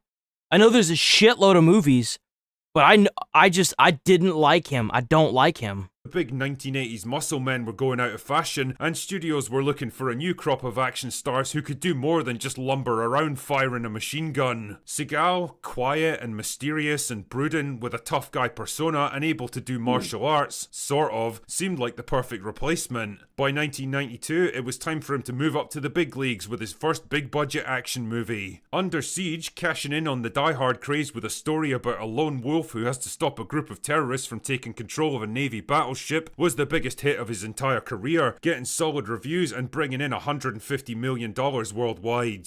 Somehow, Seagal was well and truly riding high, the toast of the town, the next big action star who was going to lead the industry into the 90s, just like Stallone and Schwarzenegger had dominated the 80s. And well, it was all starting to go to his head a bit. The first hint of trouble began in 1991 with his disastrous hosting gig on Saturday Night Live. Not only was he about as funny as an Amy Schumer gig, but he managed to piss off just about the entire cast and writing staff, acted like a complete douche during rehearsals, refused to film entire skits because they made him look bad, and even got himself banned from ever hosting again. Producer Lorne Michaels later called it the worst episode ever, and to this day it's been mostly removed from streaming services and reruns. I guess Saturday Night Live just wasn't ready for the power of the Great One. Either way, Seagal didn't care much. He was a movie star now and his career was taking off big time. All he needed now was a second hit to cement his success. And well, this is where it all started to go wrong. See, the Great One wasn't content to just act in front of the camera. He wanted to control things behind it as well. His ego He sounds a lot like how The Rock was. The Rock, there's been a lot of directors and studio people that have come forward and said that he ends up altering whatever movie he's a part of. For example, I think it was like Black Lightning or Black Thunder or something. I think it was Black Lightning. He altered the script to the point where I think the character was supposed to die, but he didn't want the main character that he played as to die, so they ended up just, the way they wrote it off like that. It's just crazy that all these studios are stepping forward now saying that, you know, some of these actors are just crazy. He was convinced he could do no wrong, and somehow he was able to convince the studio too. Before you could say, this might be a bad idea, they'd agreed to let him star and direct his next big project, on deadly grounds. Now, on paper, it seemed like another hit movie following the classic Seagal template. An ex-something or other now working as a firefighter who has to wage a one-man war against an evil oil company to stop them from polluting the Alaskan wilderness. And he does this by blowing up massive amounts of highly volatile drilling equipment in the process. Now, you might think that putting an egomaniac actor with no directing experience in charge of a multi-million-dollar action blockbuster would be a bad idea. And you'd be right. Seagal had always had a reputation for being difficult to work with, but until now he'd been smart enough to rein his ego in out of sheer necessity. Not anymore, however. The shoot was apparently a complete nightmare. Seagal clashed constantly with the crew and his fellow actors, rewrote entire scenes on the fly to make himself look better, and even brought in a very confused Native American shaman to bless every shooting day. All of this bullshit added up to major delays and skyrocketing budgets, and things only got worse when the film actually released. It was savaged by critics and bombed at the box office, bringing in less than $80 million against a $50 million budget. It was the first major failure of Seagal's career and a huge blow to his ego and prestige. Suddenly he wasn't the runaway box office success he'd been painted as, and his dreams of You know what's really crazy? He strikes me as the kind of person that's gonna blame the audience. Straight up. That's the kind of person he strikes me as. I don't think he actually took that as an ego hit. I seriously don't think he did. Starring in big budget passion projects went up in smoke. He would never again direct a movie in any capacity. Oh no! What happened? Instead, he retreated to safer territory with his next movie, Under Siege 2, hoping to win back the momentum with a sequel to his biggest hit. It didn't really work though. The film turned a modest profit, but nothing like the first movie, and the critical reaction was mixed at best. Seagal's career seemed to be running out of gas just as it was poised to lift off. This was all bad enough, but problems were brewing outside the film sets as well. See, Seagal had always had, how can I put this, a bit of an eye for the ladies, whether they were interested or not. Back in 1991, 3 different women accused him of making unwanted advances, and not long after, 4 more actresses accused him of misconduct, usually in the form of late-night casting sessions. Seagal's typical solution was to throw money at the problem and settle out of court, but by the mid-90s, the accusations were becoming higher profile and more difficult to sweep under the rug. Honestly, the list of cases against him would take up a whole video all by itself, but suffice to say, old Stevie Boy was making a name for himself in Hollywood. And it wasn't a good one. His tough guy persona was also taking a few hits. He already had a reputation for working stiff with stuntmen, hitting them for real, treating them with absolutely no respect, and leaving many with serious injuries. All this stuff culminated in a showdown with stunt coordinator Gene LaBelle on the set of Out for Justice, where Seagal challenged the guy to put him in a chokehold, believing that he could easily escape. Now, what exactly happens next depends on who you talk to. Seagal's bodyguard claims that Seagal elbowed LaBelle before he could lock the hold in, and the two of them ended up wrestling on the ground before the fight got broken up. Other sources, however, claim that Seagal was choked unconscious and quite literally shit himself right there on the mat. I'll let you decide what really happened. That's too good. He was rubbing a lot of his fellow actors the wrong way as well. For years, he'd been talking shit about his biggest rival, Jean-Claude Van Damme. Jean-Claude Van Damme was another really good one too. I like Jean-Claude. He's a beast. karate champion and had risen to fame around the same time as him. All of this came to a head when a very drunk and very angry Van Damme cornered Seagal at a showbiz party and challenged him to a legit fight. And just like the hero he was, the Great One made some quick excuses and left the party. By the late 90s, Seagal's career was stalling out. Once seen as lean, athletic, mysterious and cool, he was now practically a parody of himself. Overweight, middle-aged and lethargic, playing the same tired characters in every movie with zero enthusiasm or imagination. Action thrillers like The Glimmer Man and Fire Down Below bombed hard at the box office, and with harassment lawsuits raining down like confetti, Warner Brothers saw the writing on the wall and took the opportunity to ditch him. From then on, I don't blame Seagal him. would settle into the direct-to-video market and never really leave it. But the insanity didn't end there, dear viewer. Oh no. See, Steven might not have been involved with the CIA, but he definitely was involved with the mob. After falling out with longtime collaborator Julius Nassau, the guy enlisted the fucking Gambino crime family to hunt Seagal down and extort him for money. And these guys do not fuck around. At one point they showed up on the set of Exit Wounds, his latest movie, forced Seagal into a car and drove him to a meeting with one of the heads of the family where he was given a simple choice. Make more films with Nassau or pay 150 grand for every film he didn't make without him. Rather than go to the police with all of this, Seagal enlisted the help of a rival crime family for protection. Really? It's almost like he had some dodgy dealings of his own that he wanted to cover up. Luckily for him though, Nassau and his mobster buddies were eventually indicted for extortion, racketeering and about 100 other felonies, all of them ending up in prison. Seagal even had the balls to testify against them in court.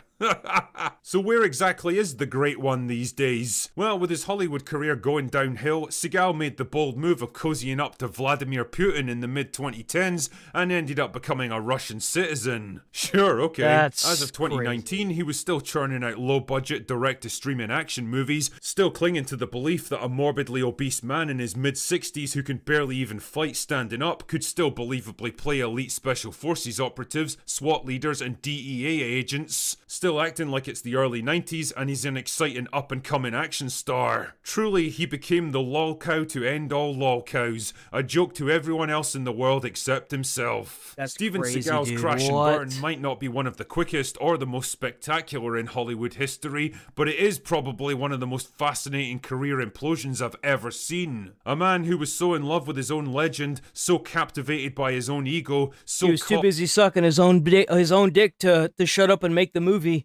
You know, this brings us back down to shut up and put the fries in the bag.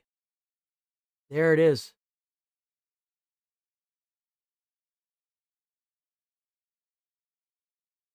That's really what it boils down to.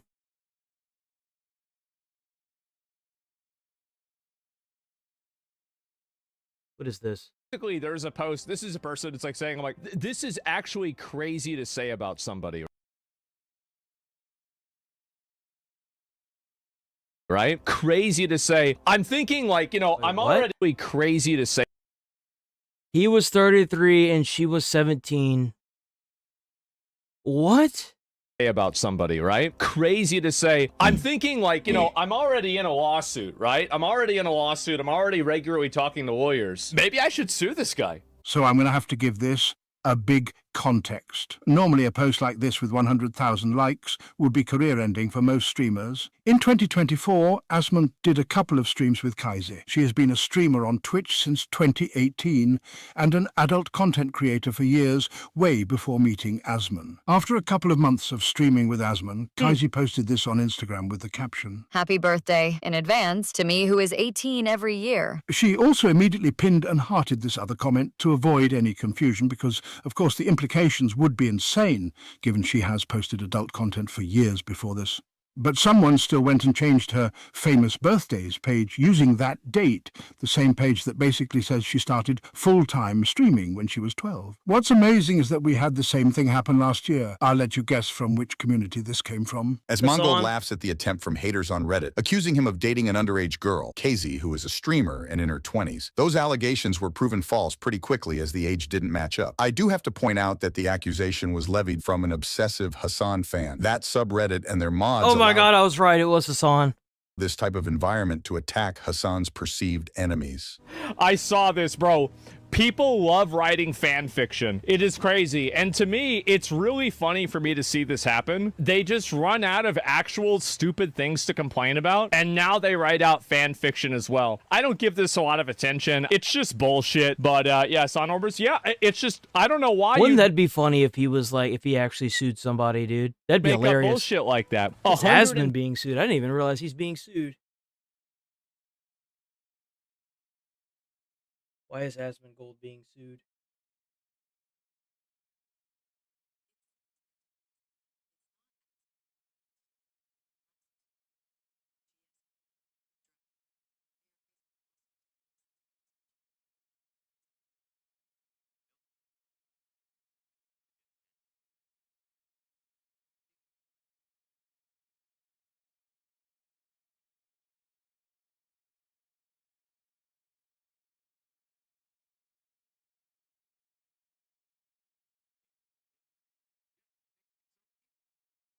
I don't know. I don't know why he's being sued. He's not talking about it. 22,000 so no one knows. likes about me being a pedophile. That's pretty crazy. And then you also have, by the way, the person blocked me. And I hate Asmongold, but what's the proof of any of this? Yeah, even people... even the people that hate him are questioning this. Up now? That's a serious accusation to tweet with no receipts. But you guys don't, by the way, I see some people saying the age of consent 17. Listen. It doesn't matter. I don't understand where this mentality comes from. You can only date, if you're under the age of 18 in the state of Texas, you can only date somebody 3 years lower than you and 3 years higher than you until you turn the age of 18. If you are 25 and you date a 17-year-old, it's illegal.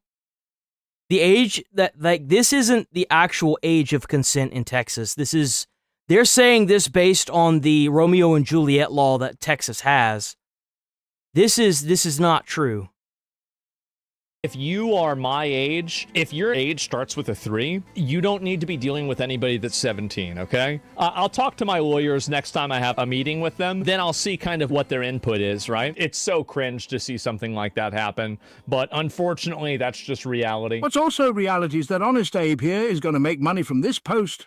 But oh, would you look at that? His account is fully verified. Do you have any idea how easy it is to subpoena a Twitter account? See you in court, Abe. Damn, bro's getting sued. He's actually getting sued. Damn, bro fucked up. The purity test? I saw the Here we go. We got some purity testing going on, boys. You know, we gotta suss this out right quick. You have a sign in the window. It says everyone is welcome here except ICE. Yes. If ICE were to come onto the premises, would you guys kick them off? Absolutely. We believe in the safety of our students and our faculty. So we... Big mistake. Okay. Isn't that how immigration works? I'm sorry?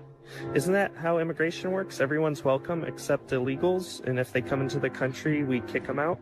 Uh-oh. You're asking me a question. Well, it's a simple question. You should be able to answer it. You're a teacher. Oh, fuck. You're filming as if She's immediately aggro. You know who I am.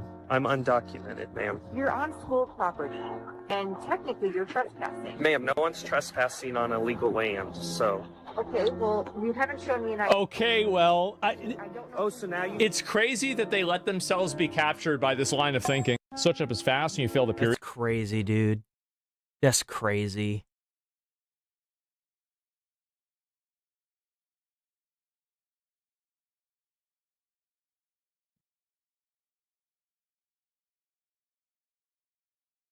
Meanwhile, anti-ICE protesters clashing with ICE officers in This was an hour ago. Wild scenes like this in the Twin Cities playing out as state Democrats sue the federal government to try to stop the ongoing immigration enforcement operation. Matt Finn is there on the ground in Minneapolis with the details. Good morning, Matt. They're trying to sue the federal government? What? Good morning, Lawrence. Tomorrow marks 1 week since the deadly shooting of Renee Good here in Minneapolis, and the clashes between protesters and law enforcement are not slowing down. Why would they? They have a job to do.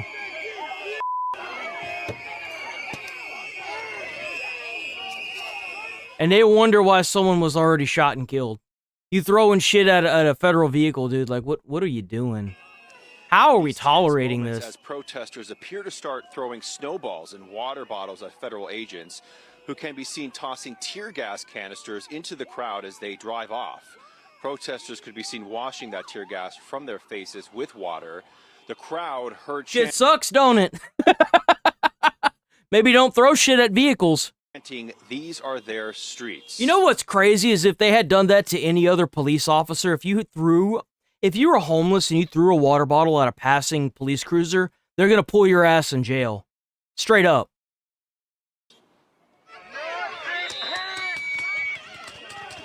And you know what's really sad is that it's not even just the fact that they're being laxed because they're federal agents. They're laxed with their own laws as is. That's why they have so many people walking around with all these felonies.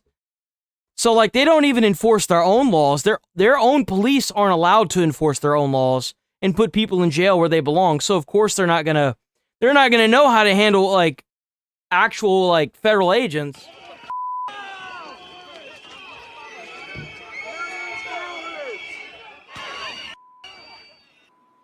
Also yesterday, dozens of immigration agents surrounded by angry protesters chanting shame. Agents warning them to get back and using crowd control tactics including gas, pepper spray, and sting balls. Tensions continue to flare as both the state of Minnesota and Illinois file lawsuits against the Trump administration over federal immigration enforcement.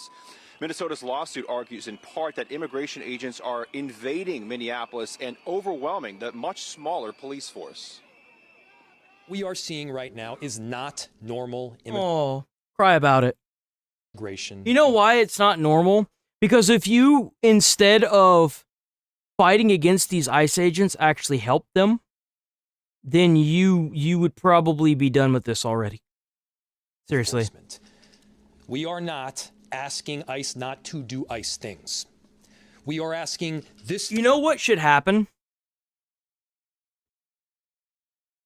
I feel like they should let this state government try to sue the federal government. And they should move it really quickly along, make it like take at least minimum like 2 weeks. And when they lose, they should automatically just implement the Insurrection Act. That's what they should do. Just instantaneously. The minute they lose, just implement the Insurrection Act. Like, not the federal government, but they're like Minnesota, when they lose, they should just implement the Insurrection Act just automatically. Even if they win. Federal government to stop the unconstitutional conduct that is invading our streets each and every day. And Illinois Governor J.B. Pritzker writing, "Illinois is standing up for our people. Today we are once again taking Trump to court to hold his administration accountable." Once again. Shouldn't that be a big red indicating flag? Once again? Come For on. its unlawful tactics, unnecessary escalations, and flagrant abuses of power. The Illinois Attorney General has filed a lawsuit against DHS over the dangerous use of force used by CBP and ICE agents. Now, DHS firing back at Minnesota and Illinois Democrats, writing, "It really is astounding that the left can miraculously rediscover the 10th Amendment when they don't want federal law enforcement officers to enforce federal law, which is a clear federal responsibility under Article 1, Article 2, and the Supremacy Clause. We have the Constitution on our side on this, and we look forward to proving that in court." Also, DHS is calling on Governor Walz and Mayor Fry here. Well, they do realize that if the state government is trying to sue the federal government, it's going to be taken away from a state jury and judge. It's going to immediately go to federal court. They're going to lose this no matter, they're just trying to drag this out. That's all they're trying to do. To cooperate with more than 1,300 detainers of criminal illegal aliens after DHS says Minnesota already released more than 400 wanted detainers onto the streets here. Back to you guys in New York. So not only are they actively fighting against the ICE people, they're re-releasing all these people that have been detained. All right, thanks so much, Matt. That's I do crazy. find this whole thing fascinating because whether it is the bricks that have been thrown at the cops, the water bottles that are filled with ice, they freeze those water bottles before they throw them, or even some of them they fill. That would explain the reason why one of the back windows of the vehicles was busted. I didn't even think of that. Yeah, if they freeze the bottles, then they're literally throwing like ice bottles at them. That's crazy. But remember, though, they're not allowed to defend themselves. They're just supposed to be Minnesota's punching bag. On cops continues, and there's no pushback on it. Meanwhile, you see a press conference from all those government officials, but the whole reason that ICE is there is because of the fraud.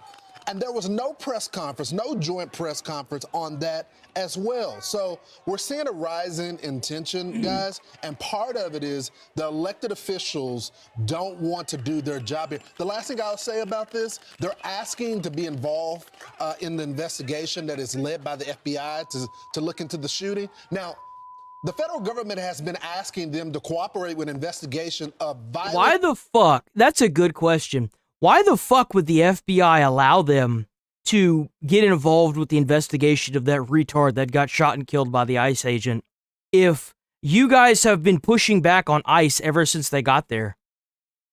Seriously, you've been calling to arms and making the ICE agents' lives a living hell in Minneapolis. Why the fuck would they allow you to get involved in a federal investigation?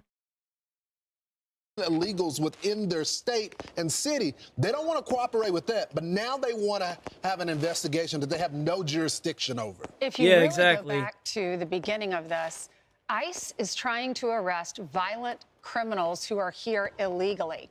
And you have people and politicians and protesters that are trying to protect the worst offenders. If you go on ICE's website right now, you can see 19 different pictures of men, mostly men, there were a few women on the site, with their charges. Let me just read you the charges of the first 3 that I saw. Convicted of sexual assault against a child, sexual assault, carnal abuse, and 4 DUIs. Jesus. The second guy, sodomy of a boy, sodomy of a girl, aggravated sex offense, counts of larceny, unauthorized use of a vehicle, 4 counts of fraud, drug charges, and then there were others. The third one was convicted of rape, aggravated assault against a family member, assault with a weapon, domestic violence involving strangulation. So these are violent rioters and politicians that are trying to protect some of our worst offenders. DHS says this is baseless, and state leaders are prioritizing. These are the people that are trying to protest right here. That we've got these people protesting child rapists, and they're also protesting against people like Maduro being taken by our government. Like, what are we doing, bro? Politics over public safety. Listen. I'm sitting here just thinking about it. And I think we have a soundbite from Todd Lyons, who's the ICE director, was on the Will Cain show. Listen to this. They're trying to get back. I'm sitting here just thinking about it, and they talk about where, violations of the 10th Amendment, but we're not asking, any government agency in Minnesota to do immigration law for us, so I don't see how that's an overreach. What we're doing is we're doing our lawful law enforcement mission that Congress has on the books. So, to me, obviously now it's pending litigation. I'm not going to. It's not even just Trump. They're going against Congress doing this nonsense. Like, Congress wants this as well. That's what they've decided. An overwhelming majority want this. You're going against not only Trump, but the United States Congress. Like, too much in it, but there were a lot of allegations there. That's a lot to unpack, and I was sitting here listening to this whole entire press conference, and Gemini, the one comment right off the bat that just strikes me is that we don't show a warrant for arrest. Late for under the Immigration Nationality Act. ICE doesn't. That's right, bro. Just airlift Minnesota out of the country. That's right. So there's a lot that I don't think they understand about. Oh my God, dude! The allegations are just really sad. There are a lot of investigations Bro, going on. What a joke! Seriously, what a joke this has all been. We already found out. We already watched that. We don't need to watch that one again. What is this? News alert: the State Department issuing a travel advisory for U.S. citizens in Iran. The message is short and to the point. Quote, leave Iran now. Have a plan for departing Iran that does not rely on the U.S. government help. Yep. This follows President Trump's warning to the Islamic Republic as reports reveal hundreds of civilians have been killed during anti-government protests. The White House also revealing the 2 hours ago messages Iran is sending back to the United States. Watch this. What the Iranian regime is saying publicly is quite different from the messages they are sending to the United States and the Trump administration privately. President Trump, as for him, he has always expressed that diplomacy is the first option, always has been, always will be. However, he is unafraid to use the lethal force and might of the United States military if and when he deems that necessary. And nobody knows that better than the Iranian regime. Fox News contributor. You know the press conference, not the press conference, the conference that Trump had with those military guys that were like, yeah, Maduro's a problem. You know that all he did was look over and be like, okay, take care of him however, whatever means necessary. And they were like, okay, no problem. And they got the job done. CIA Station Chief Dan Hoffman joins me now. Program. Iran knows that their economy is in free fall. They're suffering from a shortage. Yeah, they actually pulled Iran's money, their dollar. It's not on the stock trade anymore. It's gone. It's at zero. You can't buy it or sell it right now. It's gone completely. All of those things have fueled these protests, and it threatens Iran's regime. And so what they want is to negotiate and not be in a of 25% on any and all business being done with the United States of America. This order is final and conclusive. That's crazy, dude.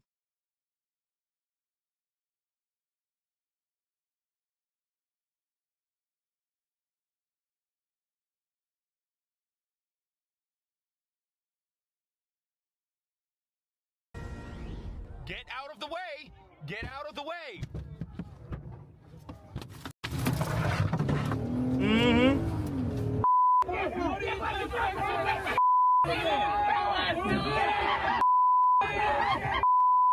Look at this, bro. Look at this.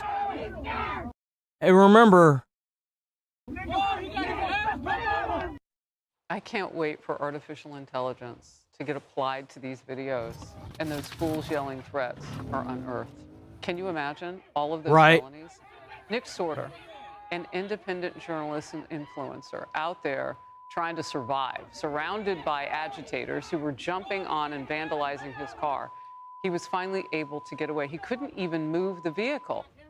Meanwhile, Department of Homeland Security has released this brand new video. Please watch your screen. It's leading up to the shooting and the death of Renee. Goodness, she's like doing a 3 or a 4 or 5 point turn. This looks like somebody that's trying to get out of there. If doing a... To leaders, well, you know, they've been rocking a narrative from the beginning, calling it murder. Well, I love that they didn't even show, like, whenever you saw the original video, you didn't even see the ICE agent walk completely around the car. He did a 180 or a 360 scope of the car with his phone out and everything, and all they showed was the very end of the video of the ICE agents getting out and then trying to arrest her, and then the shots being fired and her being killed, right? They didn't even show the front side of the vehicle, all that footage. They didn't show the full footage. They immediately spent a narrative the second they got the footage. Oh, it is, so we know how they feel. Yeah, Renee Nicole Good, as you hear her... Died as a domestic terrorist trying to fucking do what she thought was right, even though she was brainwashed by you schizos that are taking all of the American money and sending it out of... putting it in planes and shipping it out in Minneapolis airports. Say she's not mad. She's sitting in her car, peacefully waving cars to get by. Anybody can see that this victim is not a domestic terrorist. I mean, my goodness, she's like doing a 3 or a 4 or 5 point turn. She's doing a point turn. That's right. She was trying to turn around. She wasn't sitting there blocking the road. She wasn't sitting there breaking the law. She was just trying to do a turn, boys. This looks like somebody that's trying to get out of there. If doing a 3 point turn or a 4 point turn is a domestic terrorist, and my wife is a criminal every single... Towards the police officer, you can also hear the thump of his body when he was hit. Tweeted out a list that ICE put out of some of the individuals that they have captured in this surge in Minneapolis. And we are talking about dozens of the worst, convicted child rapists, sodomizers. Plus 10 killers. We're talking about one individual sexual assault and sodomy of a girl under 13 years old. Another individual rape of a 12-year-old and kidnapping. Another individual homicide. Another 3 counts of homicide. So you remember what I was saying about these all being linked together? So, like, they aren't enforcing their own laws. They're allowing these people with 9, 10, 15, 20 felonies to get out.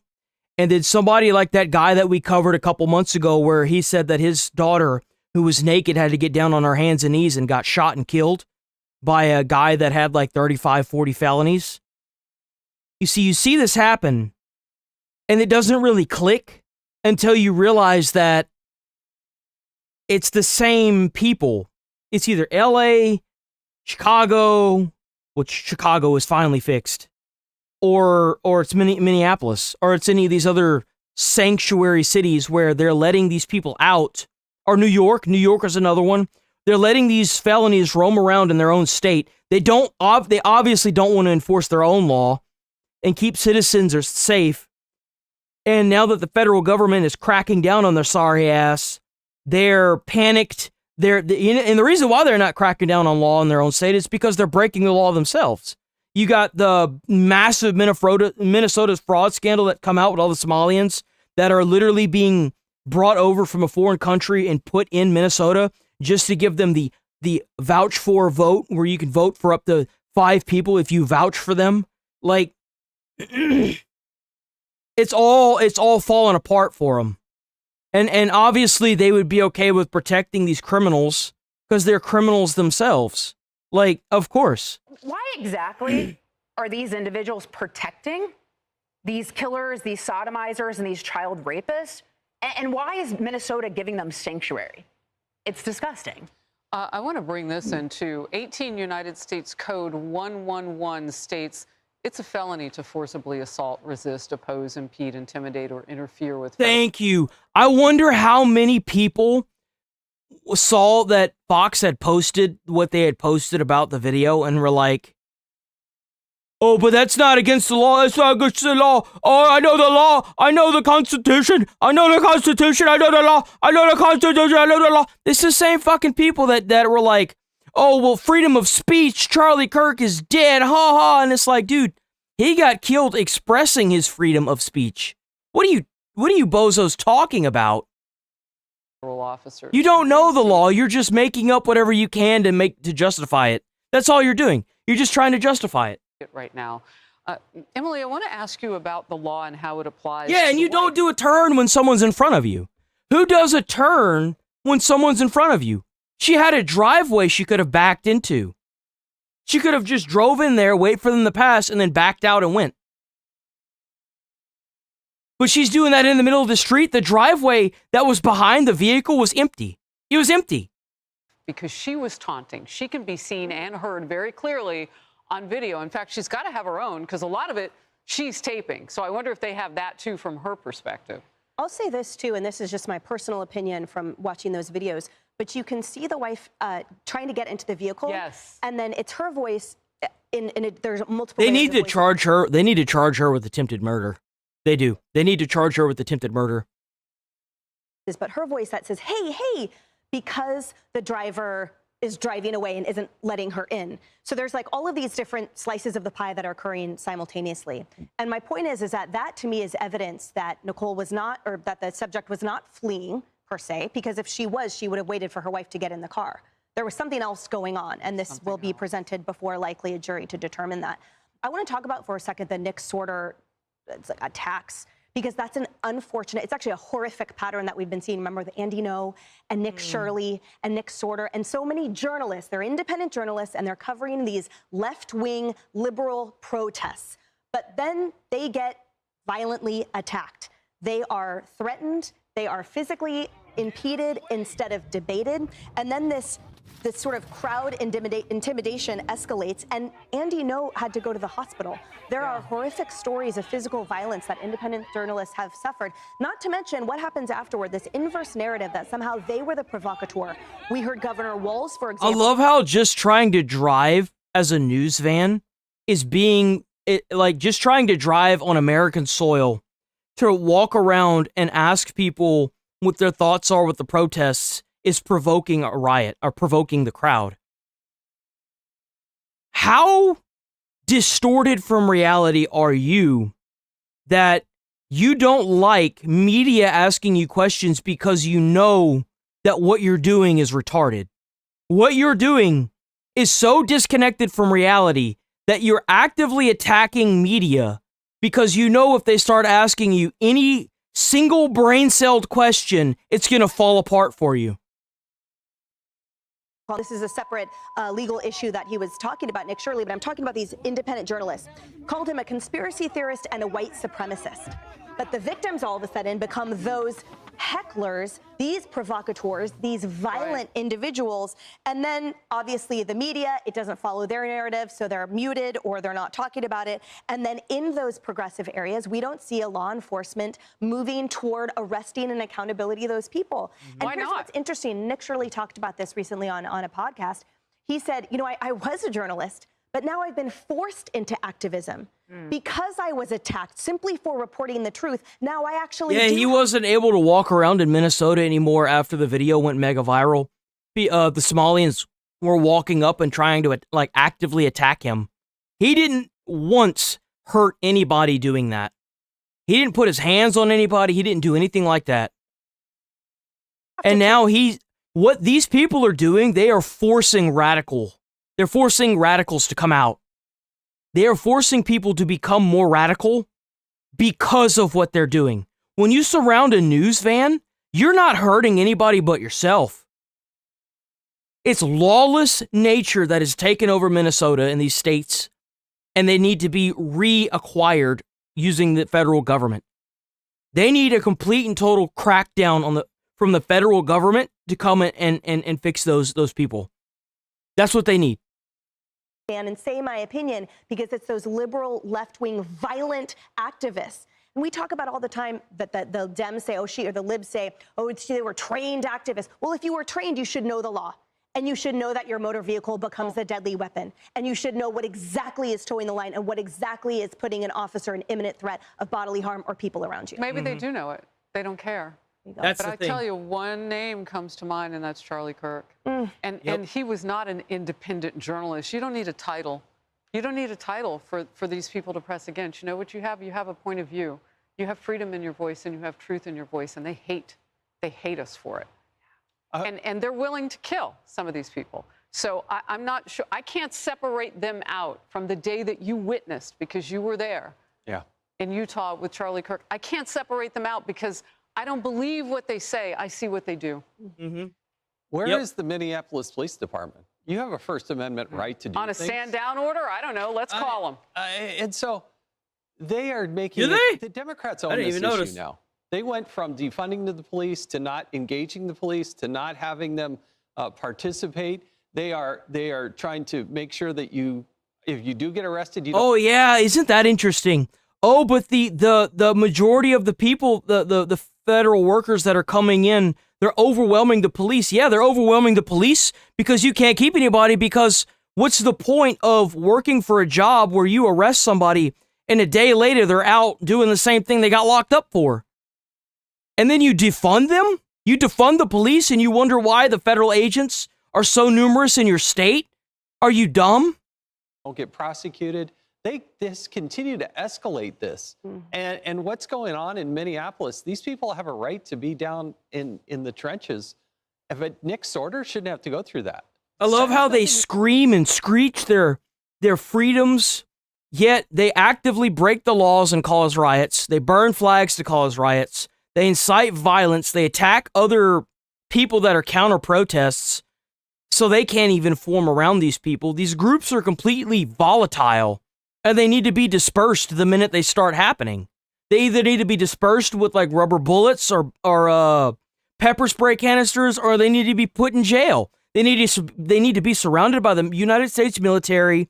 Each one of them needs to be locked up, and they need to be shipped out of state, so that way these federal agents can do their job and not have to worry about the same people being like let out back into the Minnesota population just to go and harass them again. To do with ICE. That has everything to do with law and order on the streets of Minneapolis. You know, part of the conversation going on in both Minnesota and other places, Portland now, is that ICE is not law enforcement. The U.S. Immigration and Customs Enforcement is a law enforcement agency within the Department of Homeland. It has two main force arms: HSI, Homeland Security Investigations, and ERO, Enforcement and Removal. And let me tell you something.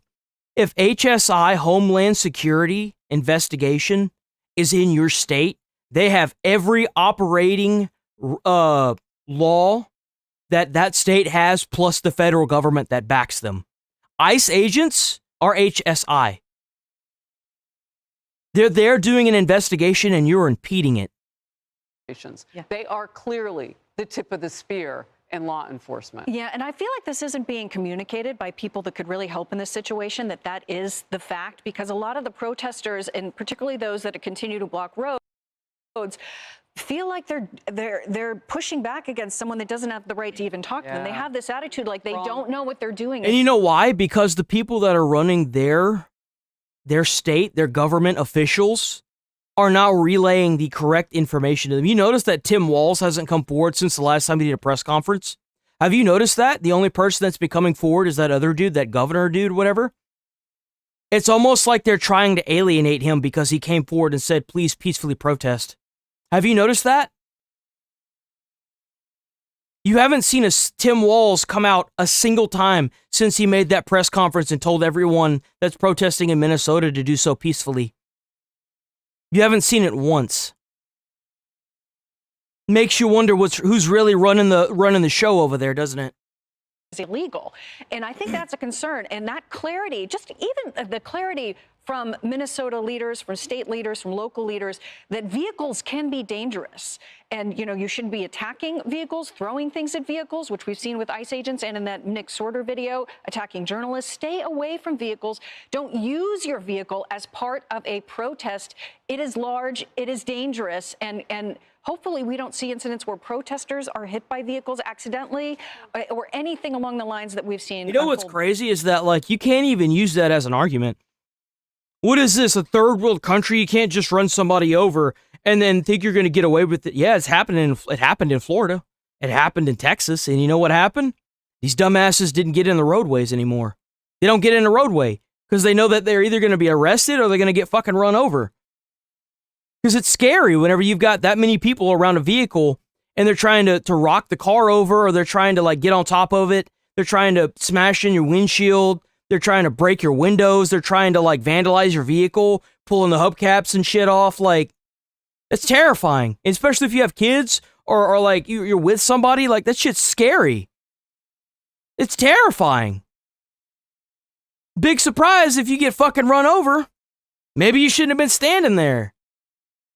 Thus far, but I wish the authorities would be more clear that ICE has the legal rights to be where they're going. Oh, but the ICE officer got run over. Yeah, the ICE officers are a Federal Investigation Bureau. They are part of the FBI. They are Homeland Security. They are above most state laws. You know why? Because they're from the federal government. You know what the federal government does? It passes laws that affect the entire nation. You can't run over a cop, okay?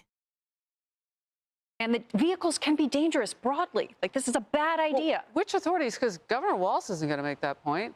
And that's the thing. That's what I was just saying. Nobody's going to make that point for them. Authorities himself. Have you seen the fraud? Have you seen that case up against him? Anyway, different topic, but man, that guy's in a lot of hot water.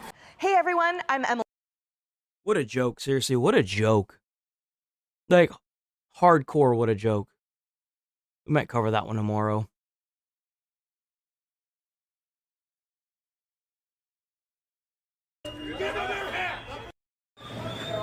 We're trying to get status. You got a Honduran here. We're trying to get status. Texas Tech. That's fine. Damn, bro's getting cooked.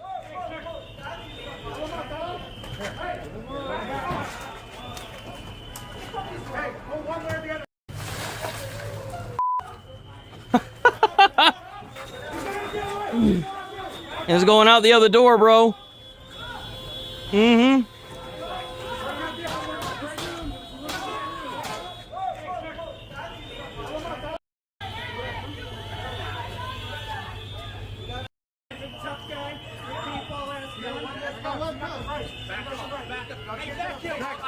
Damn, bro, look at all these agents. Holy crap. Bro, they're not fucking around anymore. Mm-hmm.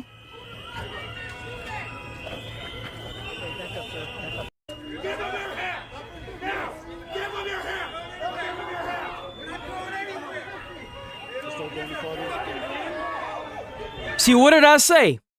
What did I say was going to happen? You keep fucking around with this, man, and they're going to flood that state full of federal agents. And you know what? They already got the National Guard flooding that bitch. They need to send in the United States military. Trump needs to get the Insurrection Act invoked. They need to get these criminals out of here, bro. Seriously. They need to invoke the Insurrection Act.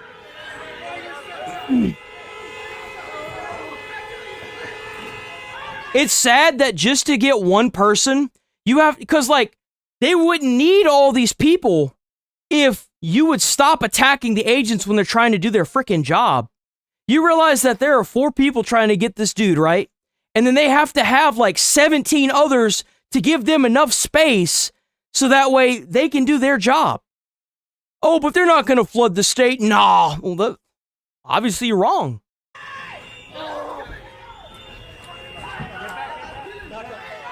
That's what happens when you make it really hard for them to do their job.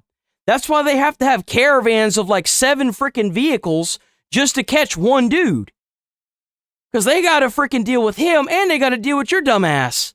That's why it's taking so damn long.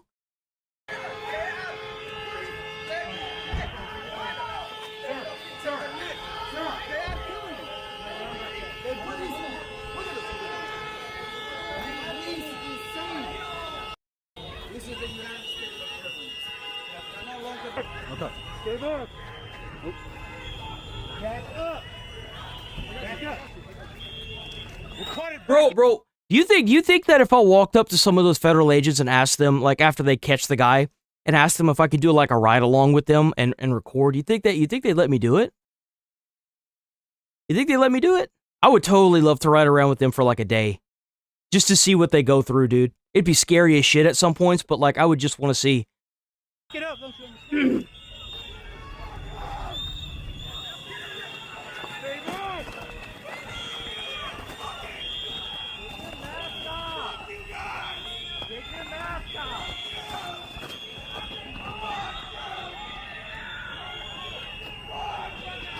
Yeah, maybe they would. Maybe they'd let me, huh? They'd probably do like an ID check.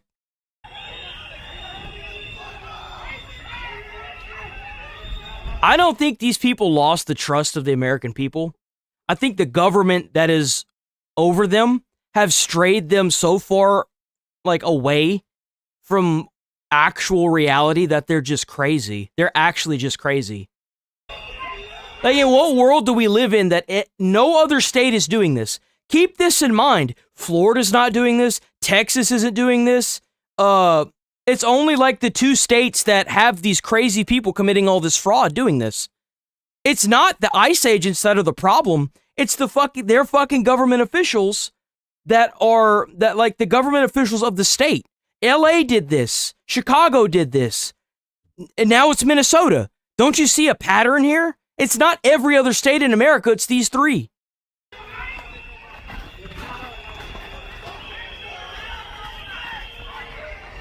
Yeah, no, exactly. Okay, you're talking vice versa. No, you're right. Like, they need more people, so they're going to send it. Like, there's still a job that needs to be done. They're going to do the job. They're just going to send in more people. Telling ICE to get out is not going to solve this problem. Working with them, getting them water, giving them food, giving them tips on where to go, that gets them in and out faster. This operation could have taken a week. Now they're probably going to be stuck here for months. Because they just keep getting, like, brutalized. They're not your punching bag, bro. They're federal agents trying to do their job.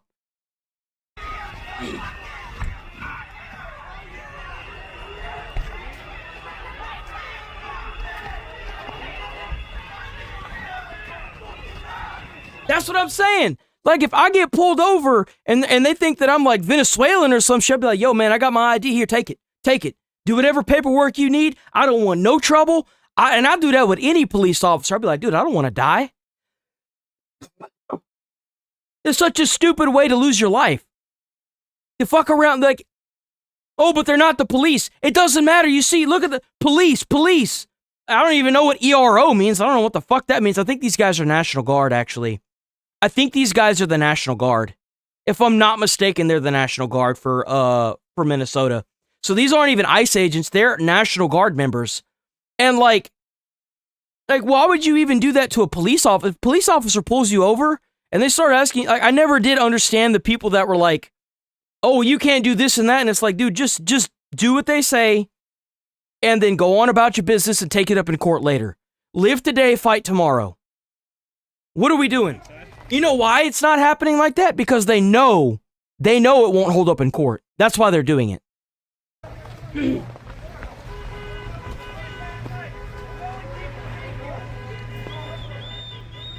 And if it's not holding up in court, maybe you should ask yourself, is what you're doing really the right thing? Ask yourself that.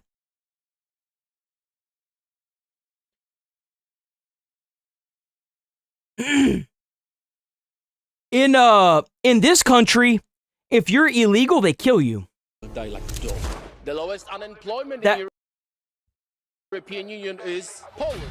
The Poland. highest GDP after COVID, Poland. One of the lowest debts, Poland. This is Dominic, a member of the European Parliament from Poland, the country that just approved a new... Check out Tyler Oliveira, Tyler Oliveira. I'm just going to use a couple of clips from this video. I'm not going to watch your whole video. If you want me to take it down, please let me know. I will gladly take it down. Email me. I've got the subs turned on, so if you want to leave a comment telling me to take it down, either in the stream or the actual video, more than likely, if you tell me to take one down, I'm going to take both down. Just so you're, just heads up.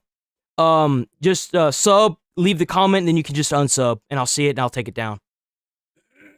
New measure to shoot. I say leave a comment, it works better, because I'm not like, I don't think that it's somebody else just leaving me an email that's just like a troll, you know? And kill anyone that tries to illegally enter their border. Unfortunately, one of our soldiers was killed with a spear. Because they behave like animals, unfortunately. They don't behave like civilized people. We are the ones with this border. He is down there riding around with his patrol members saying they die like dogs.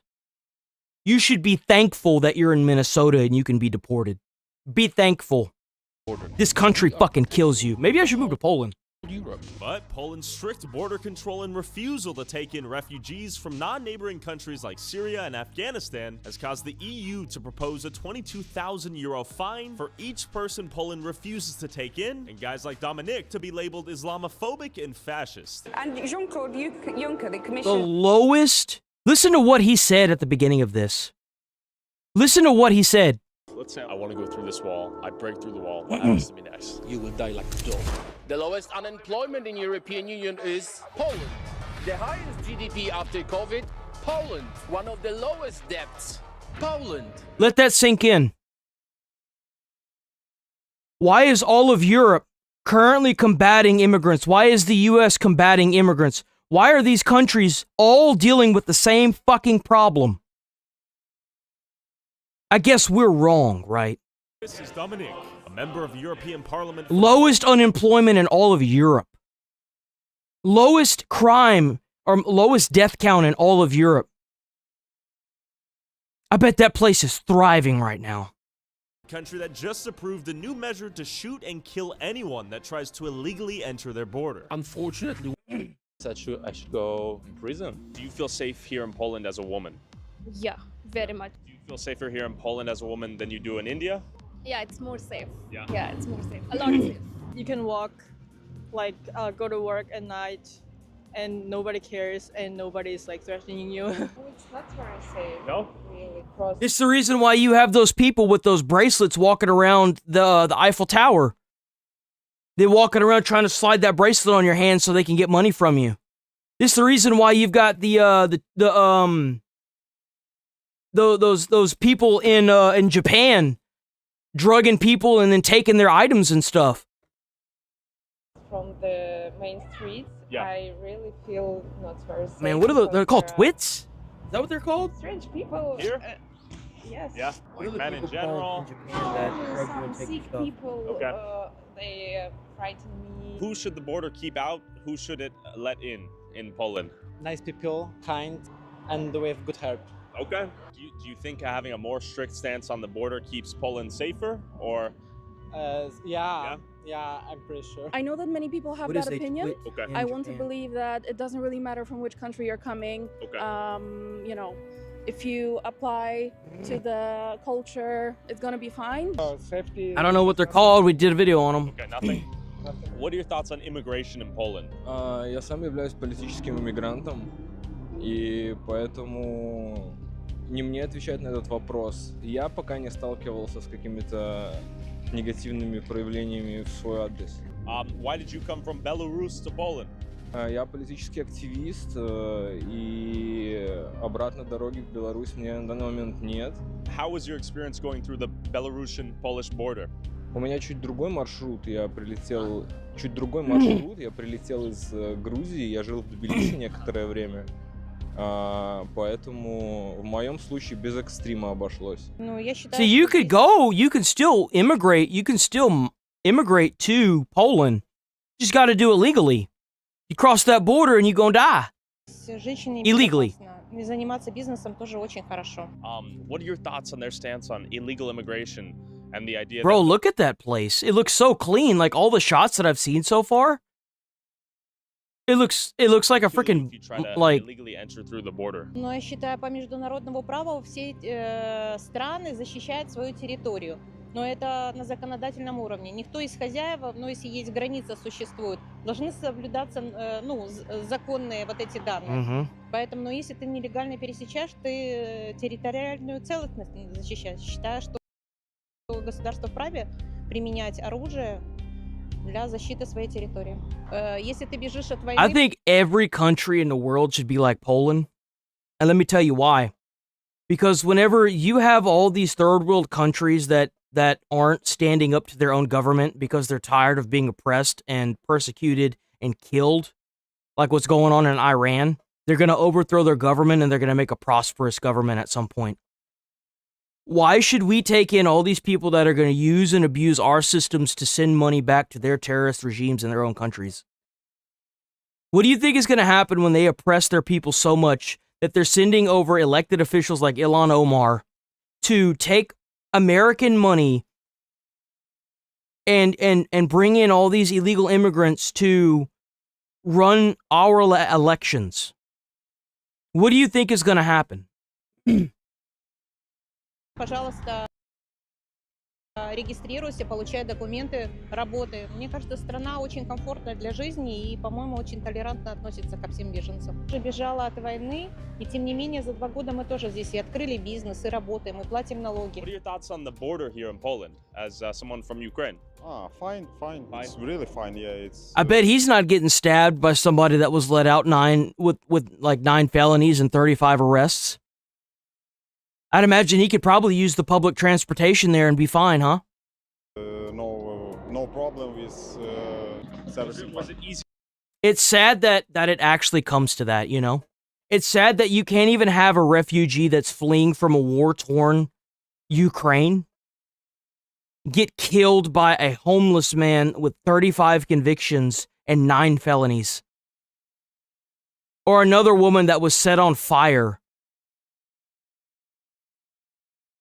But it's okay, right? We're the dumb ones. We don't know what we're talking about. Check out Midwest Safety, Midwest Safety. Hell yeah, Midwest Safety. Hey, this is Jesse at American State on Memorial Drive. We were just robbed. Do you know who they were? What were they wearing? No. They were wearing a gray hoodie and a black hat, and he had a blue mask on. Could you tell if he was black or white? He was white. Did you see if he got in a car or which way he went? Did he have any weapons with him? We did not see which way he went. On September 9th, 2022, in Waycross, Georgia, during the early hours of the morning, a robbery inside a Marist Bank would set off a chain of events, taking investigators from stolen cash to a dangerous hostage situation where every second would matter in a case that would ultimately be investigated by the FBI. I think it's because these guys ended up robbing multiple banks. That's why the FBI got involved. It's crazy how whenever the local police don't know how to or can't handle the situation, how quickly the FBI steps in, though, huh? 449, just be advised, he had his hand in his pocket the whole time. They're not sure if he was actually armed. He should be a skinny stature.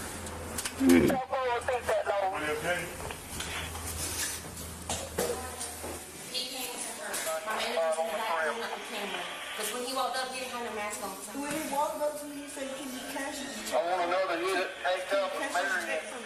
And when he should have been a check, it was a note. And the note said, "Do not press any buttons and give me the money, and it had denominations.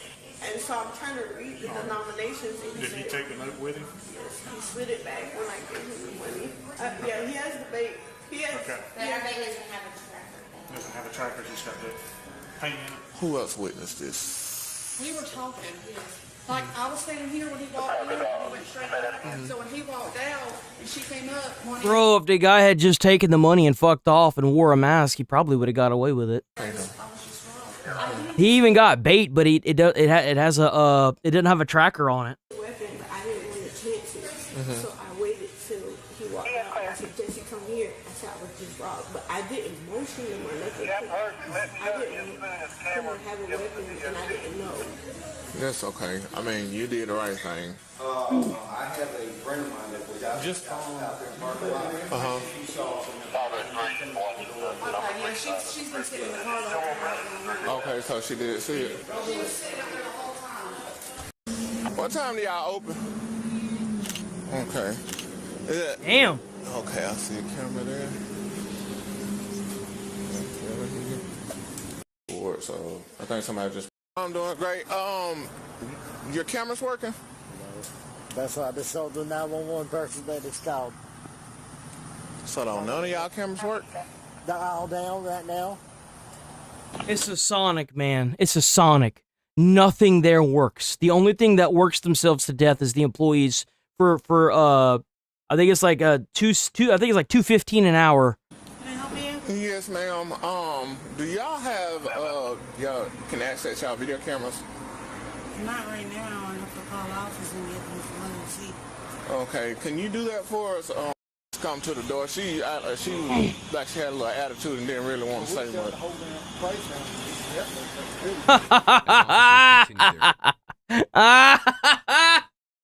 That's right, boy. Better take that attitude and drive it up the road, bitch. And checking nearby businesses for footage, they uncovered a major lead. The getaway vehicle was traced to its registered owner, Stephen Ham, who admitted driving 34-year-old Matthew McCloskey, believed to be the robber, to the bank. Ham revealed he had dropped him off at McCloskey's girlfriend's home, and from there, a taxi carried them to Motel 6. The taxi driver later confirmed they paid the fare with a marked $20 bill from the robbery, giving investigators the break they needed. Despite fleeing in a getaway car and then switching to a taxi, McCloskey chose a motel just down the same road as the bank, giving officers and detectives their next lead and location to check out.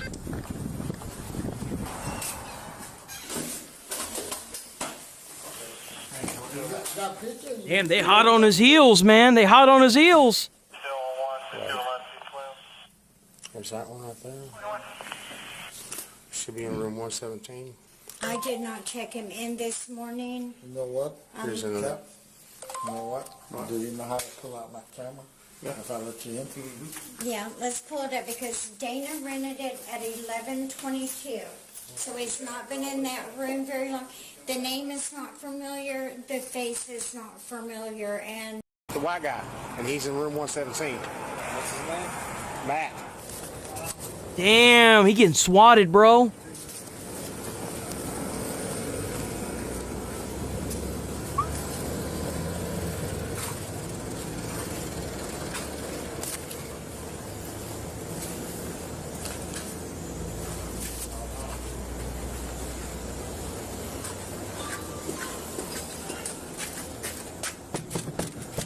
White Cross Police Department, come to the door.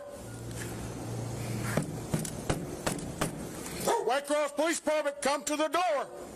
We know you're in there. Come to the door.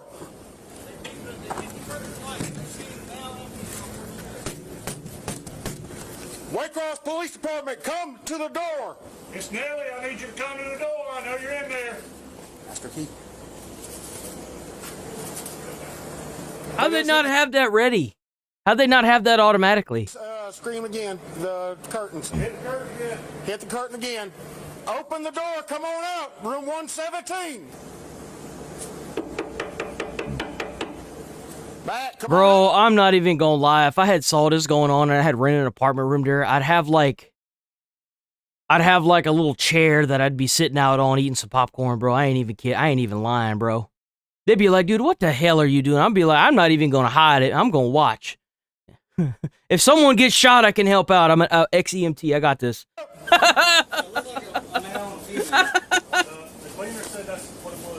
Pull out my old EMT card out of my wallet, show them. One person talking, one person talking. I'd be far enough away that I wouldn't be, like, bothering them, obviously, but, like, I'd be watching. Come on out! I'm gonna send the dog through the window! Are they open it or are they barricading? Sound like they're barricading. You need to come out and talk. Come out! 422, 401 update information. Please, the door is now being barricaded. Hey, we need y'all to go. We need y'all to go. Find a place safe. Listen, I know you can hear me. I've heard y'all talking. We need to talk about what went on this morning. I want you to come to the door with your hands raised.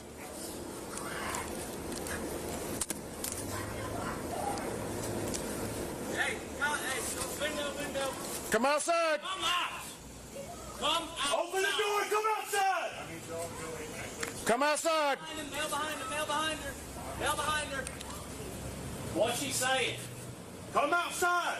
She's saying he won't let her. Outside. She said he won't let her. So we have a hostage situation. Hold on. Damn, bro. Everybody, what's she saying? Y'all got me covered. Y'all got me on camera. Yep. Listen, what's she saying? Ma'am, can you hear me? Huh? Okay, to ask him why not.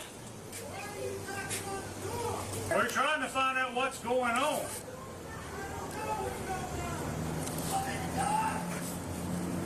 I mean, is he harming you, ma'am? Why don't he want to come out and just talk to us? Oh, is she completely unaware that he robbed the bank, dude? Damn. Say what? Now stay at the window. Ma'am? Right behind him, I can't see if he's got a gun or anything. I don't have a visual on him, it's just a dark silhouette. She's up there, take the door, I'm there.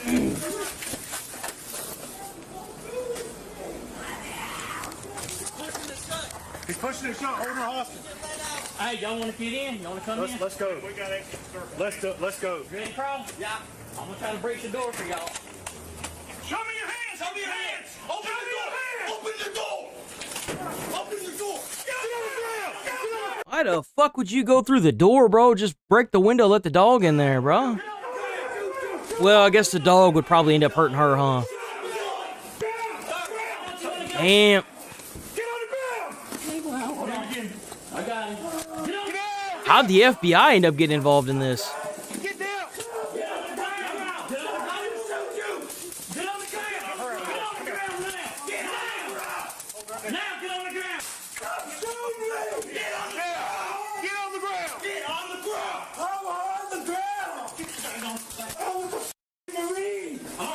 Cuffs! I was a Marine! Cuffs! And you do this to me? For what? What am I locked up for? Where's the knife at? He threw it down somewhere. It's right here in front, bro. It's right there, look. Searching, double lock, make sure ain't nothing on. Hold on to her. Sit down right here. Sit down right here. I've got her. Sit down. Damn, that's crazy. I got leg iron. I got belly iron, but I don't have legs. Legs are in my car. Go get them. All right. Cuffs are right here. What am I locked up for? Please tell me. Well, right now we're holding somebody hostage. I didn't hold her hostage. She tried to come out. You wouldn't let her. Units, we don't need any more. That's the most hick man I've ever heard. Got it. Well, he tried to hold her hostage. See, that's how the back of a police cruiser's supposed to look. He's got his shit together, man. Look at that.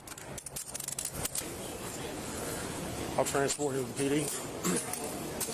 Hey, I'll take him to that way. Y'all just stay sitting like I'll transport him to the PD myself.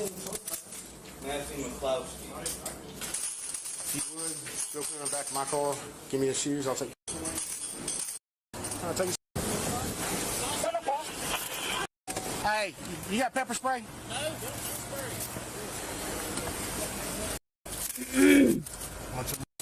Good. They're not even gonna question him there. They're gonna move him. They're gonna move him. You're being charged with kidnapping and false imprisonment. I don't have to read you your rights. I'm not interviewing you. You should know your rights. That's right. We had to tase him 3 times. Yeah, they patched that one out, buddy. He was holding a lady hostage for false imprisonment. He's also our bank robbery suspect. Be careful, you don't try to kick or fight at you. He is in leg irons and handcuffs.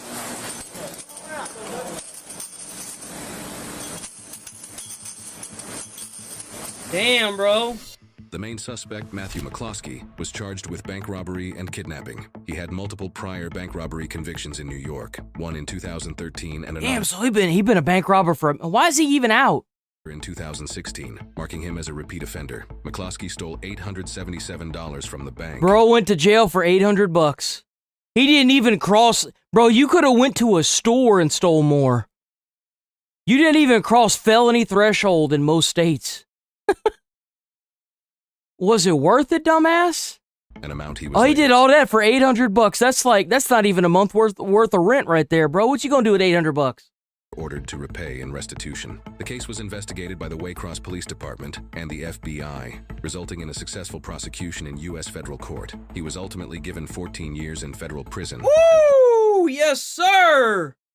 Placed under 3 years of supervised release. As FBI agent Will Clark later stated, by now, Matthew McCloskey should realize robbing a bank is not a winning proposition. The getaway driver, Stephen Hamm, was also charged with armed robbery and held in Ware County Jail without bond for his involvement. He is presumed innocent unless convicted in a court of law. There it is. When is the best time to rob a bank? Of course, the answer Damn, is he never. looking clean. He's got a nice suit on. Because according to the facts, the FBI's 2023 bank crime stats report shows there were only about 1,362 bank crime incidents nationwide. That's only. You know why? Because you know why there's so few is because when you get caught and you get thrown in jail, you usually end up there for like 14 to 20 years. Depends on how severe it was. That's why there's so few of them. Fraction of the Big surprise, you enforce the law, you have less.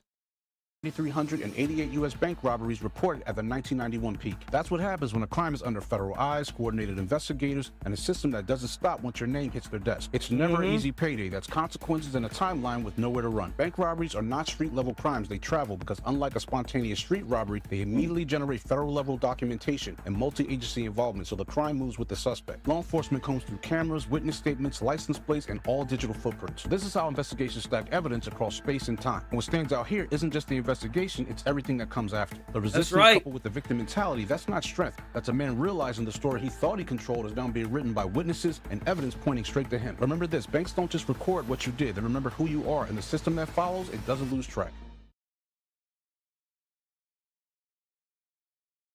That's right, boy. All right, we rolling. We rolling up out this biatch for today. Yeah, I believe it's already almost noon on a what is it, Tuesday? Tuesday, right? I think it is. Yeah, it's Tuesday.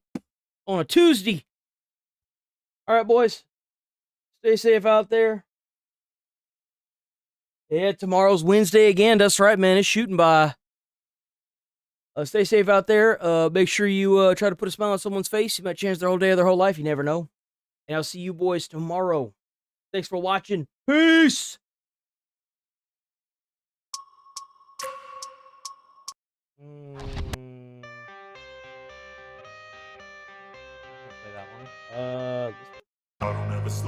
Nope.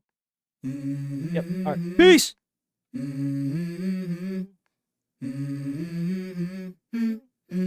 Let's go. I wake up to a little bit of drool on my pillow, feel like it's gonna be a bad day.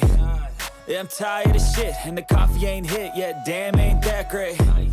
I don't wanna go to work, cause my boss is a jerk, and I'm not even that paid. I need a change in my life, cause I don't feel alive, and there's nothing that makes me happy. Hold my beer for a minute, I'm about to quit my job, cash in for a ticket. I'm going on a trip, and I don't plan to